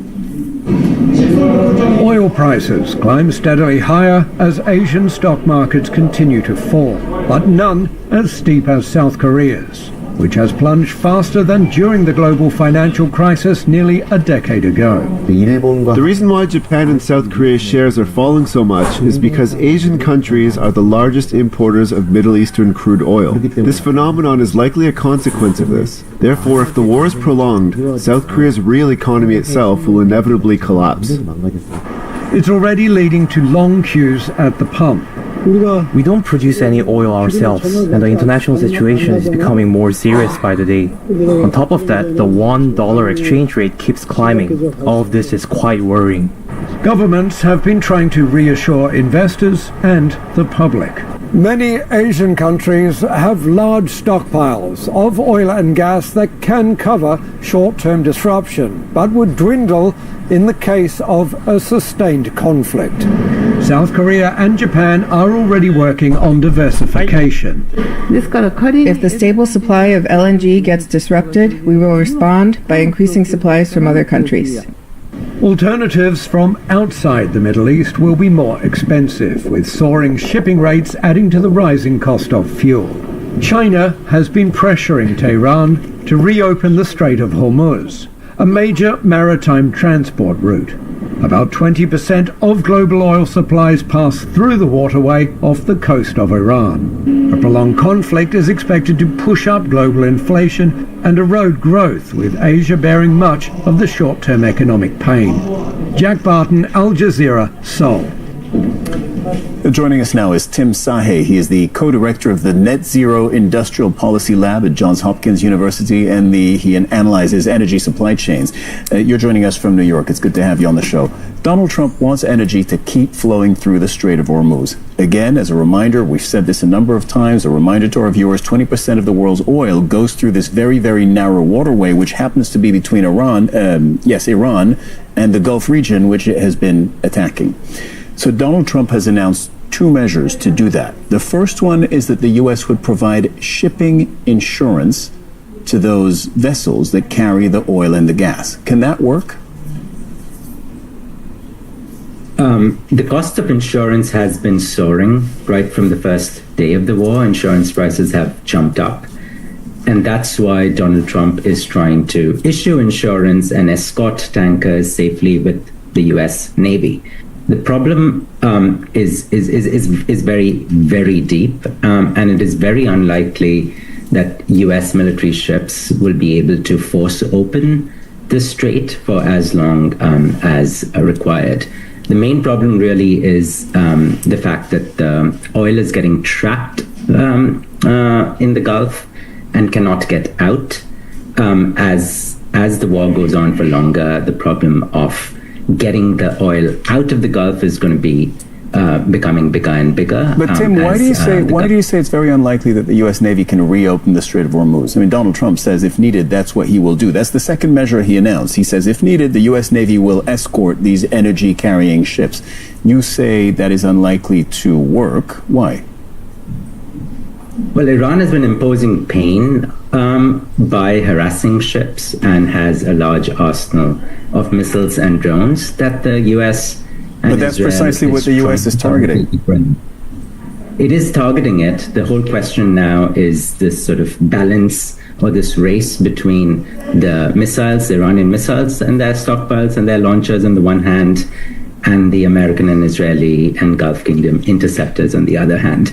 And this is a military balance, and the U.S. has taken one side of the bargain, that it can degrade the launchers. The Iranians say that they have endurance capacity to continue to harass ships and oil infrastructure across the Gulf. Okay, you're skeptical that the U.S. can actually put an end to the threat, Iran's military threat to the Strait of Hormuz. If you're right, and if there continues to be a threat on that waterway and therefore a threat on that energy choke point, what happens? I mean, the main problem is that, it doesn't really matter what the military equation is. I mean, it matters as to how long the war goes. But these disruptions are just cascading into oil and gas markets globally.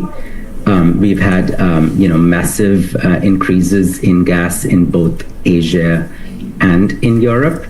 And these disruptions are not just going to be in the oil and gas markets. They're very quickly going to move on to the food and fertilizer markets, because this gas is being converted into fertilizers and shipped out. So, you're going to get a cascading sort of disruption in food and fuel markets as long as the war goes on.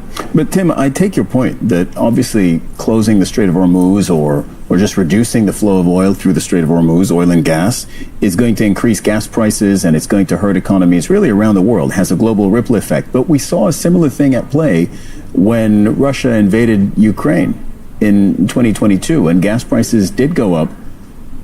So that did materialize, but it didn't stop the war. It didn't force either side to stop its military campaign. Yeah, in this case, the Iranians sort of like have this extreme use it or lose it kind of sort of dilemma, where they are being degraded, their military capacity is being degraded, which is why they've resorted to attacking the oil and gas infrastructure very directly. This second thing that happened in the Ukraine war was sort of like a sustained 1 year, 2 year increase in gas prices. So far, as you've said, it's been on the shot down. But the main problem is every week that the war goes on, every day that the war goes on, the market is forced to sort of reprice its risk of the long war. Currently, it thinks that the war is going to end quickly, but the moment people start to realize that Iran has a longer endurance capacity and will continue harassments, that's when you'll find a sudden and sharp increase in oil and gas prices globally. You've said that this will hurt Europe, will hurt Asia, other parts of the world.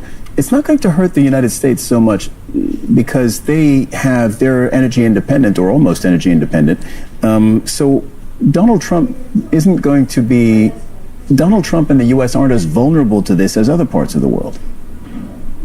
Yeah, I think that's exactly right. There's a lot less risk to the U.S. that, U.S. gasoline prices and blowback will be much lower. That's what the Trump administration has explicitly said, that the American oil will allow them to be insulated from the global impacts, and there won't be a major shock domestically in the U.S. and U.S. consumers will not face the pain at the pump. But the United States is currently responsible for the safety of its Gulf allies, and there'll be lots of other people pressuring the United States government to end the war quickly. Understood. Tim Sahe, thank you so much for joining us on Al Jazeera. Thank you. Russia's foreign ministry says a nuclear plant in southern Iran is under threat, with strikes happening just kilometers away. Russian technical specialists work on site in Iran's Bushehr nuclear power plant. Russia says that the U.S.-Israeli bombing campaign is posing a big risk to the site. The International Atomic Energy Agency said Wednesday it detected no damage to the site or any risk from radiation so far. But Russia is now calling on the IAEA to look again and make what it called an objective assessment. Iran's spokesperson for the health ministry, Hossein Kermanpour, has given details about the casualties across Iran over the past 5 days.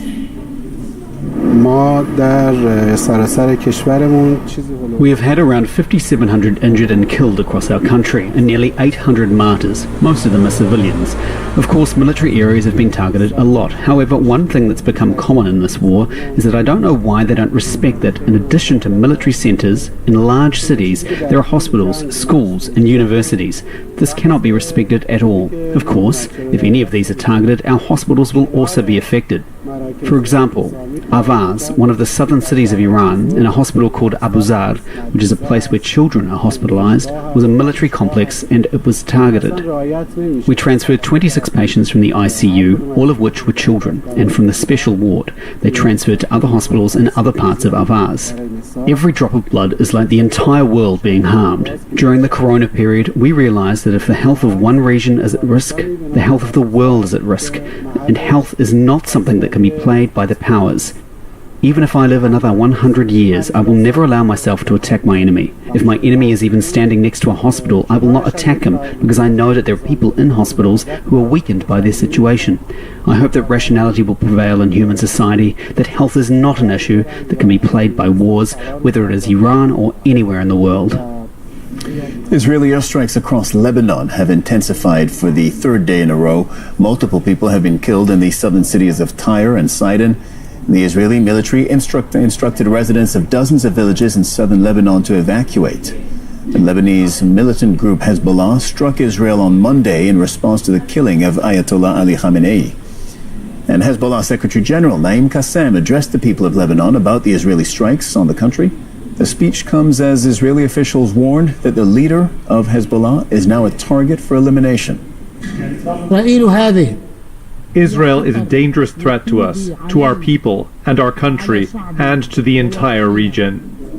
Over the past several hours, Israel has hit multiple areas in Beirut's southern suburbs, which it says are Hezbollah infrastructure.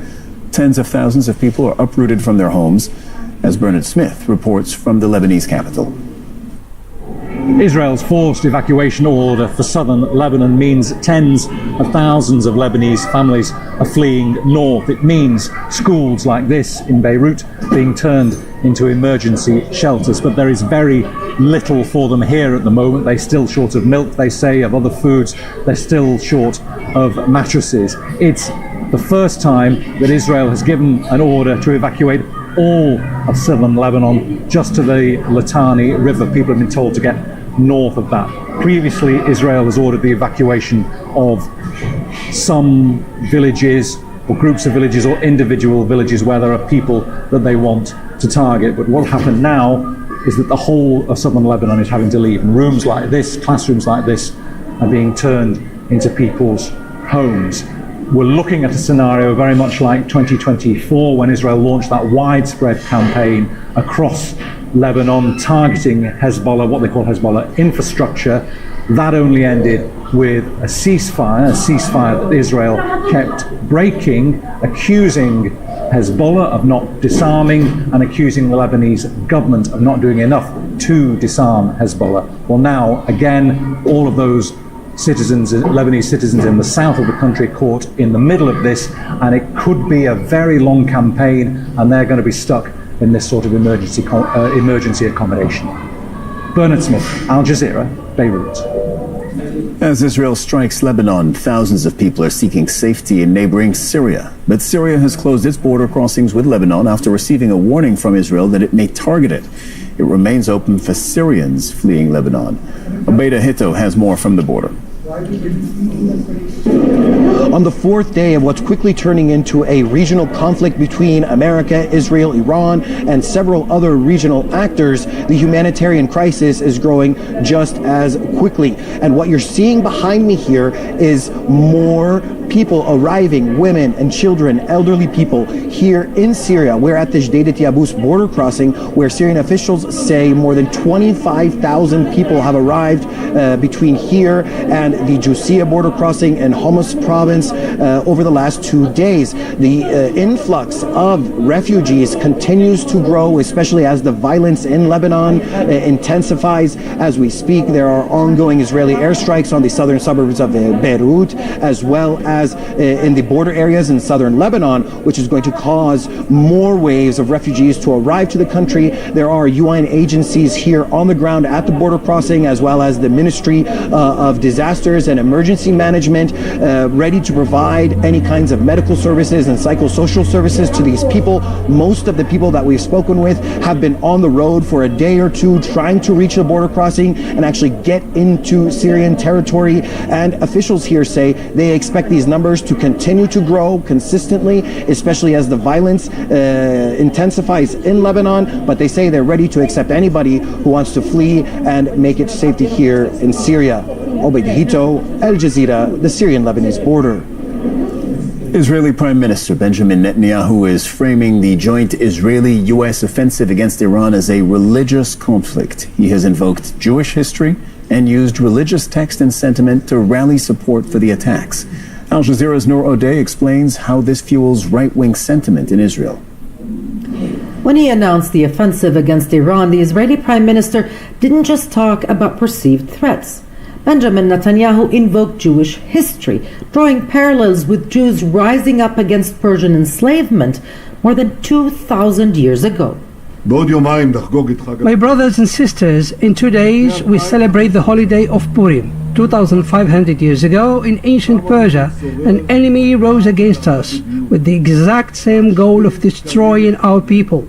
A day later, Netanyahu invoked scripture, describing the government in Tehran as Amalek, the ultimate enemy in the Old Testament, the enemy whose memory and existence must be erased. We read in this week's Torah portions, remember what Amalek did to you. We remember and we act. It's not the first time this reference is made by Netanyahu to justify violence against an adversary. In fact, his reference to Palestinians as Amalek was cited during hearings in the genocide case against Israel at the International Court of Justice. Inciting religious fervor is not unique to Netanyahu. It's a popular tactic that right-wing and populist leaders often use to rally support, and it often pays off.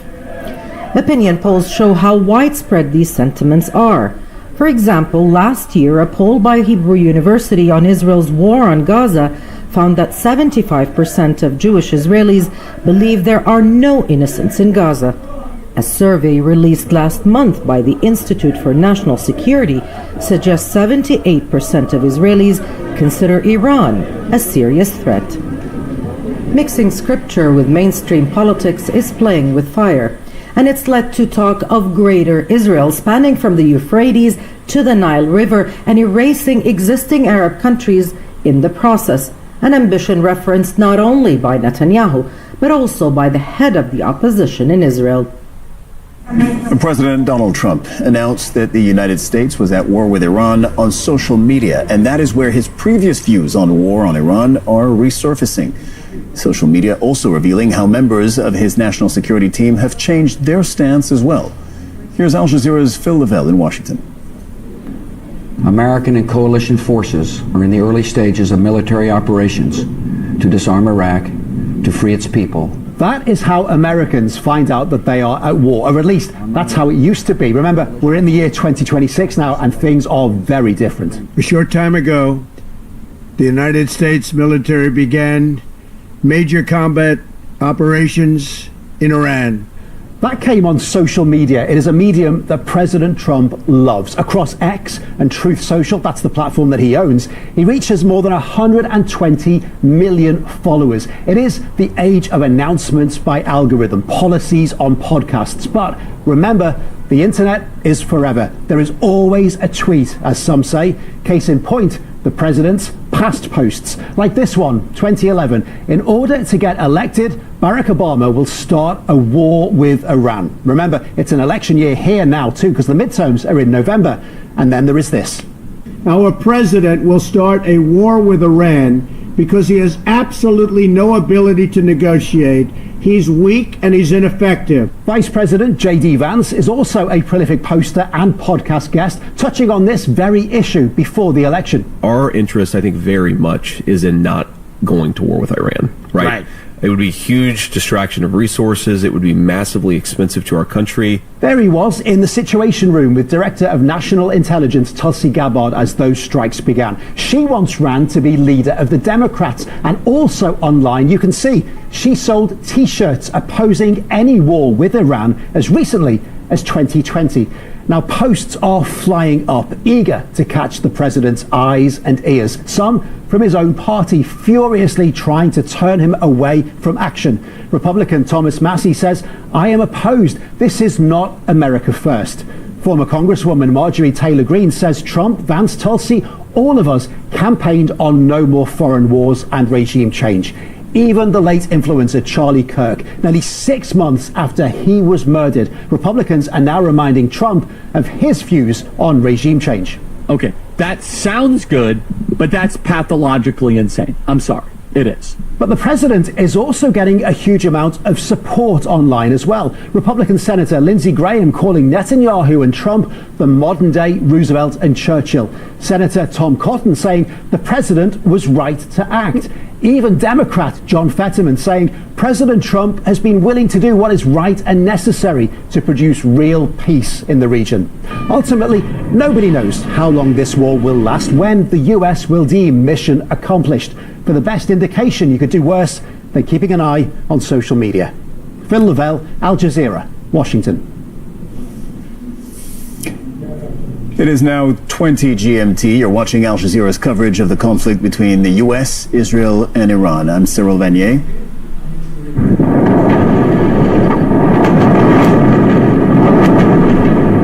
The US and Israeli strikes have been hitting cities across Iran. These are the latest pictures from northern Tehran. Since Saturday, US and Israeli attacks across the country have killed more than 900 people, according to the health ministry. Israel has carried out a new wave of strikes across Lebanon, killing at least 72 people and injuring hundreds since Monday. The Israeli army is telling residents in dozens of villages in southern Lebanon to evacuate as it strikes what it calls Hezbollah targets. The group struck Israel on Monday in response to the killing of Ayatollah Ali Khamenei. And the Pentagon has released footage of its submarine torpedoing an Iranian naval vessel in the Indian Ocean. The Sri Lankan deputy foreign minister says at least 87 people were killed. 32 submariners were rescued after receiving a distress call. Turkey has become the latest country to intercept an Iranian missile. A ballistic missile fired from Iran towards its airspace was shot down by NATO's air defenses in the eastern Mediterranean. Now, the Pentagon says that it does not anticipate that the incident will bring NATO into the war. This being a question because Turkey is a NATO member. Well, we are live in Tehran, in Doha, in Washington, D.C., from the White House and from Capitol Hill. First, though, we go to Mohammed Val, who's in the Iranian capital. So, Mohammed, in light of U.S. claims that it has destroyed Iran's navy and that it will soon have total control of Iran's skies, what military developments are you seeing? Cyril, we have explosions right across the country, particularly in Tehran. We have heard explosions just a bit a while ago on the outskirts of Tehran. We have also raids on Bandar Abbas to the south, Tabriz to the northwest. New also explosion sounds western, as I said, west of Tehran again. And in other cities earlier on in the day, we have Bushehr, Qazwin, where 6 people were killed. We have East Azerbaijan provinces where 55 people were killed.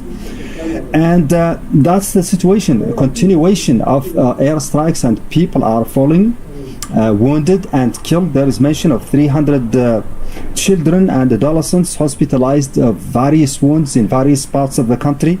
The Red Crescent has given new figures talking about more than 6,186 people injured and 2,000 still hospitalized, about 1,000 people killed. So the death toll among civilians is rising by the minute, and that promise by Israel and the US to widen this campaign is materializing on earth here in on the ground here in Iran. People bracing for tougher days to come, but also the National Revolutionary Guard is talking about stepping up its campaign of resistance or of defense for the country, talking about the 18th wave of the so-called True Promise number 4, a combination of drone attacks and missiles against various targets in Israel and also in northern Iraq, in Erbil, and in Kuwait. 2 US bases there have been hit. They are talking about continuous action in the sea, also against tankers in the Strait of Hormuz. The latest one was hit just a few hours ago, and it is still on fire, according to reports by the Iranian army and the Iranian Revolutionary National Guard. Revolutionary Guard. So Iran is talking about defiance and showing that defiance on the ground.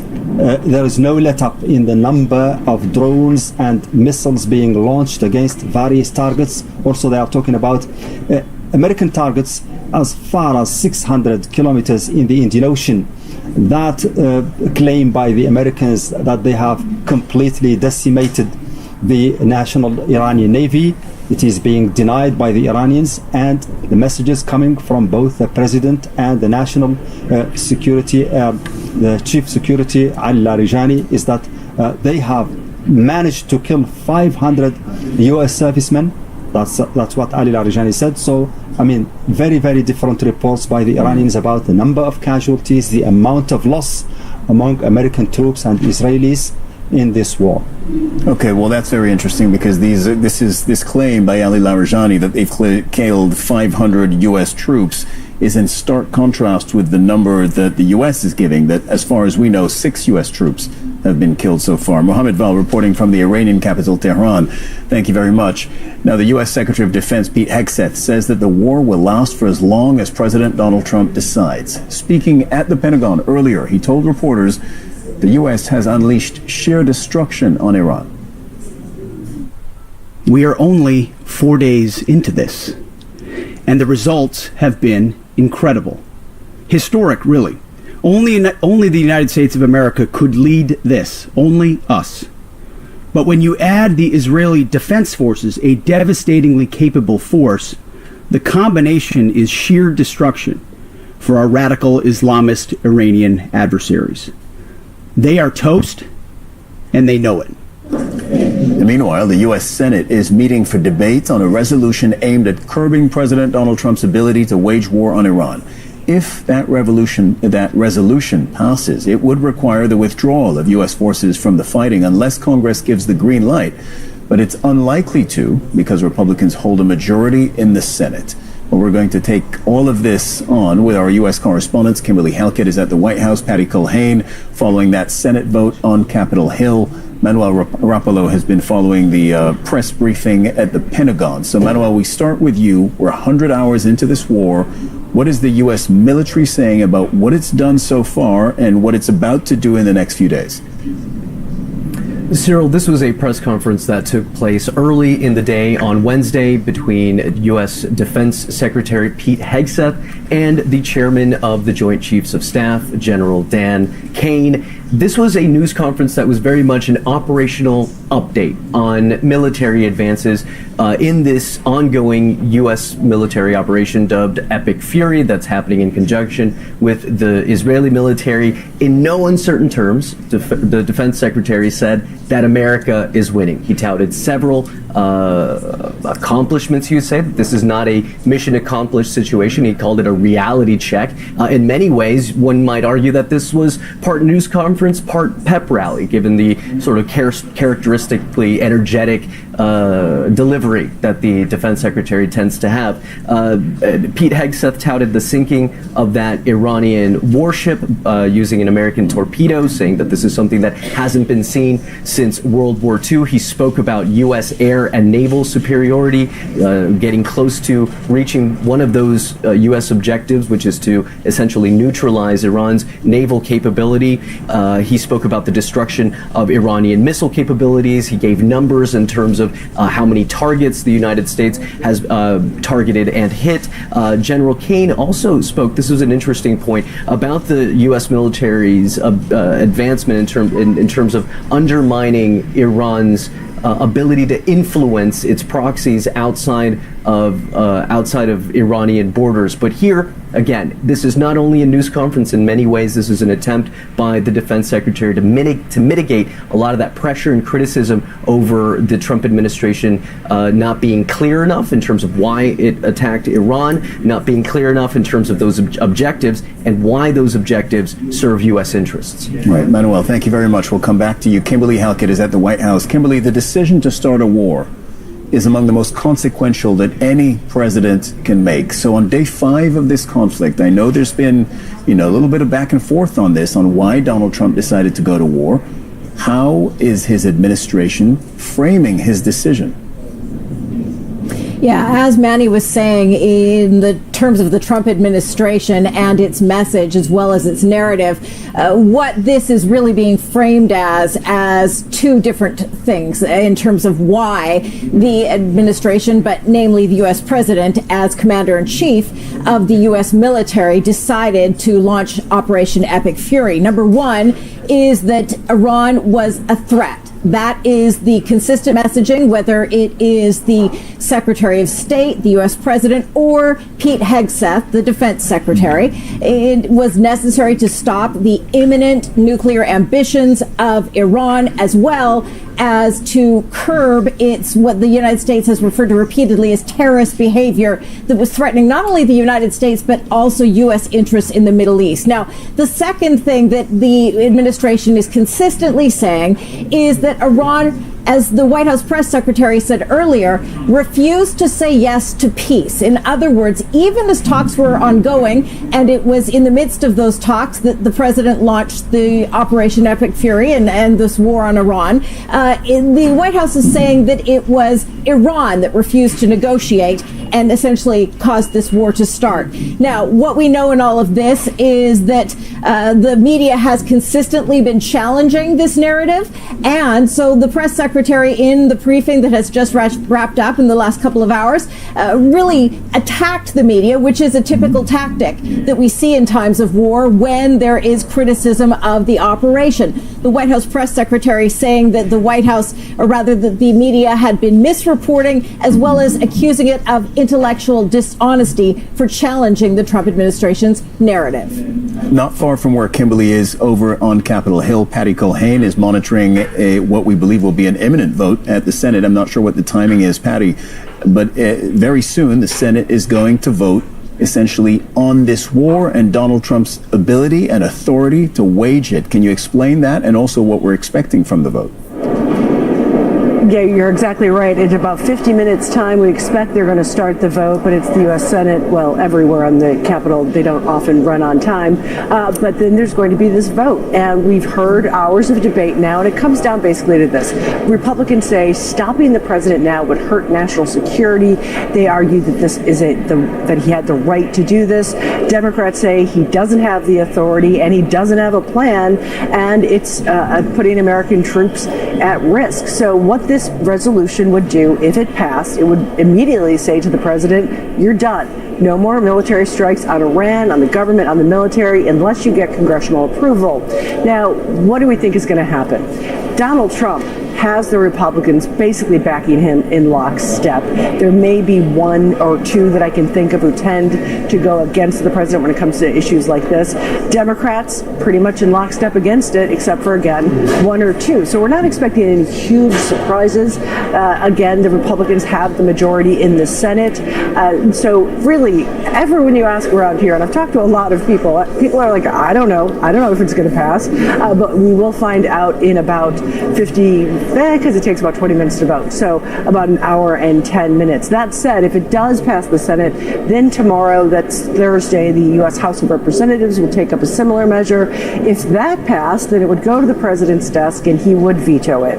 And it seems very clear they won't have the numbers to override a veto. So what is the point? Well, the point is what we've seen in past wars in these first few days, Trump officials always come out and say it's a huge success, look how well it's going, and then it doesn't. And so they are forcing every member of Congress, remember, the entire House is up for re-election in November, a third of the Senate.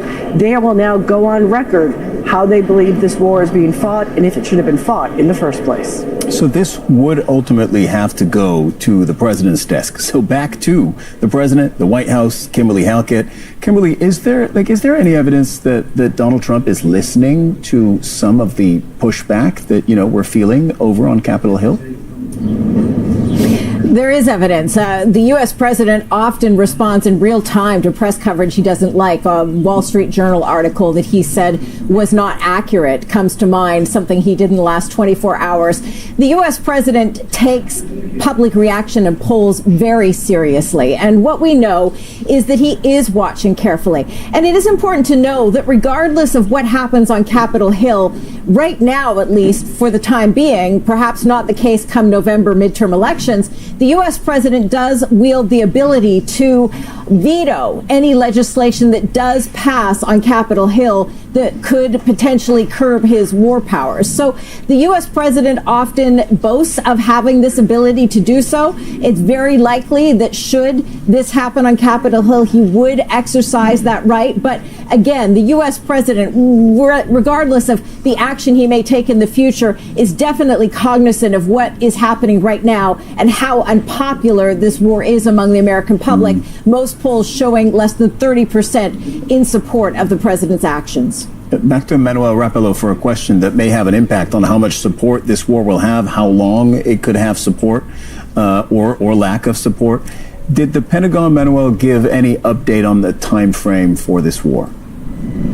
There's a little bit to unpack in what you just asked there, Cyril. For starters, we can say that there is no timeline that's been put forth outright by the Pentagon itself. In fact, Secretary of Defense Pete Hegseth said that the United States is capable of sustaining this fight for as long as it takes. Now, when I say that there's plenty to unpack here, we should consider the fact that we know how obsessed President Trump is with his image as a peacemaker, his idea of, or his obsession with winning a Nobel Peace Prize. He very much wants to be seen as a president of peace. So going into that, before the attacks took place over the weekend, there was this sort of understanding that President Trump would not be wanting wanting to pursue a sustained conflict, a prolonged conflict, that he wouldn't want to be putting troops, boots on the ground, combat troops in Iran.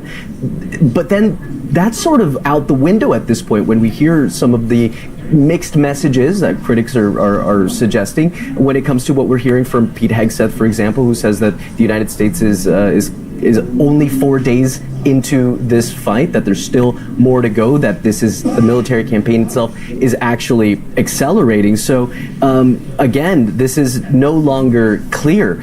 President Trump himself said on Tuesday that he has not ruled out the possibility of boots on the ground. So this is part of the reason that we're seeing this criticism, this pushback and pressure against the Trump administration right now. This is a big gamble politically for President Trump, as Kimberly was saying in just the previous segment. Not only is the Trump administration having to convince lawmakers on Capitol Hill that this operation is going to ultimately, in the long run or short term, going to serve U.S. interests, but he has to convince his own base, the so-called Make America Great Again movement, that he hasn't betrayed their trust when he promised them, as a presidential candidate, no more foreign wars. Okay, a big thank you to all our teams in Washington, D.C., Manuel Rapallo, of course, Patty Culhane on Capitol Hill, Kimberly Halkett at the White House. We're monitoring that Senate vote that will be taking place, not momentarily, but we're about an hour away. And we're also monitoring this. Live pictures right now from the White House, where Donald Trump is expected to meet tech executives for a roundtable about energy very shortly. Now, I know that doesn't sound like it's related to Iran. That question was put to the White House spokesperson, Caroline Leavitt. Is Donald Trump also going to be continuing with the rest of his agenda, the rest of his politics and activity? And she said, quote, the president can walk and chew gum at the same time. So yes, he will be doing that. So we'll also be looking at this tech briefing. It is absolutely possible that Donald Trump will be addressing Iran when that happens. Israeli airstrikes across Lebanon have intensified for the third day in a row. Multiple people have been killed in the southern cities of Tyre and Sidon. The Israeli military instructed residents of dozens of villages in southern Lebanon to evacuate. Lebanese militant group Hezbollah struck Israel on Monday in response to the killing of Ayatollah Ali Khamenei. Meanwhile, the Hezbollah Secretary General Naim Qassem addressed the people of Lebanon about the recent Israeli strikes. The speech comes after Israeli officials warned that the leader of the militant group is now a target for elimination. Is the problem here? No. The problem is with the Israeli occupation.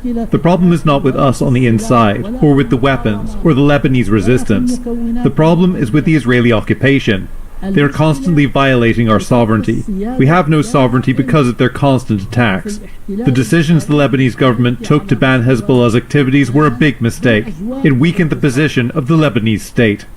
And Donald Trump, we just told you seconds ago, would be attending an event. You're seeing it live with AI and tech leaders. It's happening now.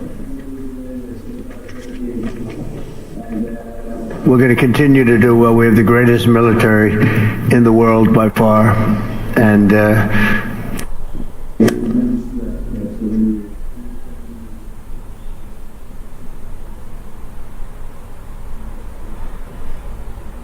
military in the world by far.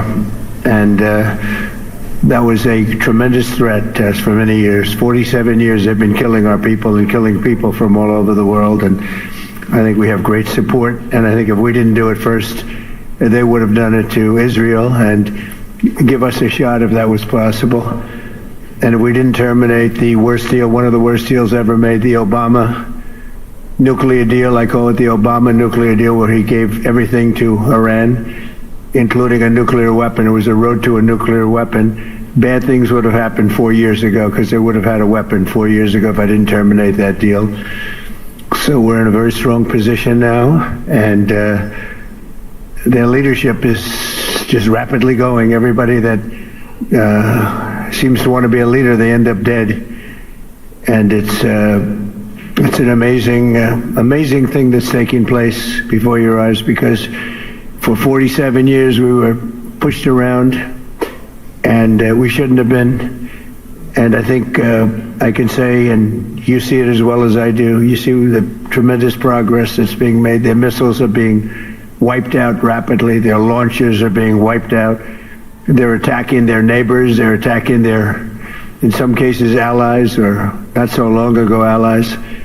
And, you know, it's really a nation that was out of control, and they would have used it on us if we let them, if we waited any longer.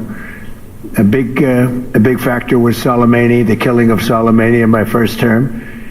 And maybe the biggest factor was the rebuilding of the military in my first term. And then the B-2s hit the, and I use the word obliterate because it really was a complete obliteration of their nuclear potential. And that set them back very, very seriously. If we didn't hit within 2 weeks, they would have had a nuclear weapon. If we didn't do the B-2 attack a number of months ago, they would have a nuclear weapon. And when crazy people have nuclear weapons, bad things happen. So we're in very good shape now. I want to let you know that, and we will continue forward. But it's a great display of military strength, and I'm very proud to have, with some of the people in the room, both senators and congressmen, we rebuilt, and women, we rebuilt our military during the first term, and we're using it a little bit more than I thought we would have to. Venezuela worked out really great. We have a wonderful relationship with the president and the various representatives, and we're taking out hundreds of millions of barrels of oil, and that goes to our benefit and to Venezuela's benefit. They'll be doing better than they've ever done before, and we will get a big piece of that, and we'll also make life wonderful for the people of Venezuela who have been very, very badly hit. So that's a lot said in a short period of time, but you can witness it for yourself. And now we'll get on to something that I'm very proud of, because it was sort of my idea, like very much so. Build your own power plant. And everybody thought I was kidding. They said, really, you can do that? How would you do that? I said, we'll get you fast permits, and you'll build your own plants, but we're going to discuss it in great detail with the biggest people in the industry and some of our great leaders and senators. And congratulations on the Medal of Honor for your 100-year soldier. You know, 100 years old, 101 to be exact. And Daryl's been fighting that he get the Congressional Medal of Honor for many years, Daryl, right? Mr. President, I give you all the credit for overcoming the lawyers in the Department of the Navy in a way that I thought was amazing. Yeah. And well, nobody could have done it but you. Maybe it'll be a long. We had to get it to him a little bit quickly, but he looks like he's in good shape. He's got some years left, right? He's planning to come back here for your next Medal of Honor ceremony, and he's also going to be the star at Tailhook this summer if you want to come to Reno. Well, I congratulate you for that success. That was amazing. He didn't stop. I've known him a long time. He never stops. So congratulations. It's very nice. We're here this afternoon for a historic signing that will help keep down utility bills very, very substantially, and electricity prices for millions of Americans, and in many cases for a lot of people that don't really understand why they're going up, but they're not going to be going up, they're going to be actually going down. Today we followed through on an announcement I made in my State of the Union address last week, as America's largest tech companies officially signed the Ratepayer Protection Pledge. It's a big deal. We're going to have a tremendous impact on electricity costs. We're bringing down all of the costs. We have this little interlude to do what we have to do, because we had it going. But these interludes are very important, especially this one. But the economy has never been like this. We broke 50,000 on the Dow. People thought we wouldn't do that within the first 4 years. We did it in the first year, and we brought 7 on the S&P, 7,000. On the S&P, they said that's even less likely to happen. And we did that too, all within the first year. Under this new agreement, big tech companies are committing to fully cover the cost of increased electricity production required for AI data centers. And that would be prices for American communities will not go up, but in many cases will actually come down, and very substantially. Because, you know, the data centers, and you people are so big, you're the biggest in the world, but they've developed a little bit of a bad public, they need some PR help.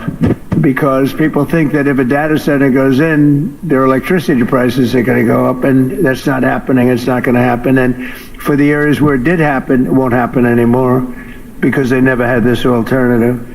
It's actually going to mean the prices come down. You're going to see how badly they want. Some centers were rejected by communities for that, and now I think it's going to be just the opposite. This means that the tech companies and the data centers will be able to get the electricity they need, all without driving up electricity costs for consumers. This is a historic win for countless American families, and will also make our electricity grid stronger and more resilient than ever before, so that's part of it. It's going to be strengthened up, and they're going to be getting a lot of excess electricity from the data centers where they build their own plants. They're going to be creating their own electricity. We're pleased to be joined today by Speaker Mike Johnson, who's got a difficult job, but he does it as easy as anybody I've ever seen do that job. It's never easy when you have a majority of 2, or sometimes less. Yeah, I was going to say sometimes less, but he's amazing. And Energy Secretary Chris Wright, who's worked so hard, and Senators Katie Britt, Bernie Moreno, John Husted. Thank you, everybody. Really great. Thanks, Katie. Representative Darrell Issa and Derek Van Orden. Thank you both. And Derek, thank you. Nice to see you. OSTP Director Michael Kratsios, AI and crypto czar David Sachs, as well as the commissioners of the Federal Energy Regulation and Regulatory Commission, and an audience. In the audience, you have Laura Sweat, David Rosner, Lindsay C., and Judy Chang, all very well-known people, especially in this group of geniuses. We have a lot of geniuses here, and a lot of geniuses that are also very strong people representing labor. We love labor. We love these guys. I also want to recognize the industry leaders here to sign the pledge, and this is a pledge that's going to be a very important pledge to the country and to their companies also. They benefit also very substantially, including President of Google, Ruth Porat. That's a good company. That's big stuff. Google, that's it. You know, it used to be U.S. Steel and things like that. Now it's Google and other places. President of Meta, Dina Powell, who was with me. Dina Powell was with me for a long time, and I called up Mark and I said, congratulations, that was a good hire, right? That was a good hire. She's fantastic, and her husband is fantastic. He's a great senator, and he ran in a place called Pennsylvania, and he ran against somebody that was very tough to win. It was very, very tough to win, and he won pretty easily, actually. People were shocked. I wasn't, you and I weren't surprised, were we? But he's a spectacular man. President of Microsoft, Brad Smith. Thank you, Brad. It's good to see you. Microsoft is unbelievable. COO of OpenAI, Brad Lightcap. Brad, where are you, Brad? Brad, you're so young. Look at how young. I think you have to be young in that world, perhaps. Thank you, Brad. CEO of Amazon Web Services, Matt Garman. Matt, thank you, Matt. Very well. Say hello to my friend, right? Doing a good job. CEO of Oracle, Clay Mooskwork. Is that fairly good? Yeah, I don't know. I'm not sure. I usually don't. I just go right over it and I say Mooskwork. But how are you? Thank you very much. I appreciate it. I give you a hard job. It's a hard name. You did good. You did well for the difficulty of that name. That's right. I think so. Thank you very much. And Gwen Shortwell of XAI, another real leader. Thank you very much. Thank you. Thank you very much. Appreciate it. And say hello, right, to a special person. The last administration, their allies in Congress gave us the worst inflation in, I say, the history of our country, but they say 48 years. So I'll take either one. It doesn't matter. The press gets very upset when I say in the history of our country. They get very angry about it, actually. They say it was only 48 years. They say, you know, in some ways 48 years sounds worse. because it's very specific. But it sounds a little worse. But either way, take either one. And the ruinous energy policies were a big reason why many working families' utility bills increased more than 30% during the Biden administration, the worst administration in the history of our country. That's why on day one I declared a national energy emergency. We had no choice but to do that, and signed an executive order to dramatically accelerate construction of new energy infrastructure, which we are doing at record numbers. And we're rapidly bringing down those costs, very rapidly. We inherited a mess. I say it all the time. We inherited a total mess. And in many cases, we've fixed it, but we're fixing it. And we'll always be fixing it. We're going to make it better and better and better.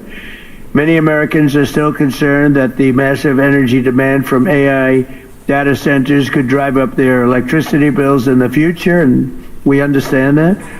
By 2035, energy demand is expected to more than triple. Can you believe it? A lot of it is AI, and it's also all these big plants that are being built all over the country. They're coming in from Canada and Mexico, from Germany, from Japan, from South Korea. They're all coming here to build cars again. You know, we lost 54% of our car industry because we had presidents that, honestly, on trade and business, they didn't know what the hell they were doing. I could say the same thing for the chip industry. We lost the chip industry, but it's all coming back. You could have stopped it so easy. All you would have had to do is put a charge or a tariff on. If you wanted to leave the United States, that's fine. You can go to Taiwan or anywhere you want. But if you're going to make your product and sell it back in here, you're going to pay 100% or 200 or 300% tariff. And nobody would have ever left, but they missed that opportunity. But it's not going to matter now because it's all coming. They're all coming back. By 2035, energy demand is expected to more than triple. Under the Ratepayer Protection Pledge, we're signing today, the big tech companies are making 5 important commitments to keep utility prices down for American consumers. First, these companies are committing to provide or pay for all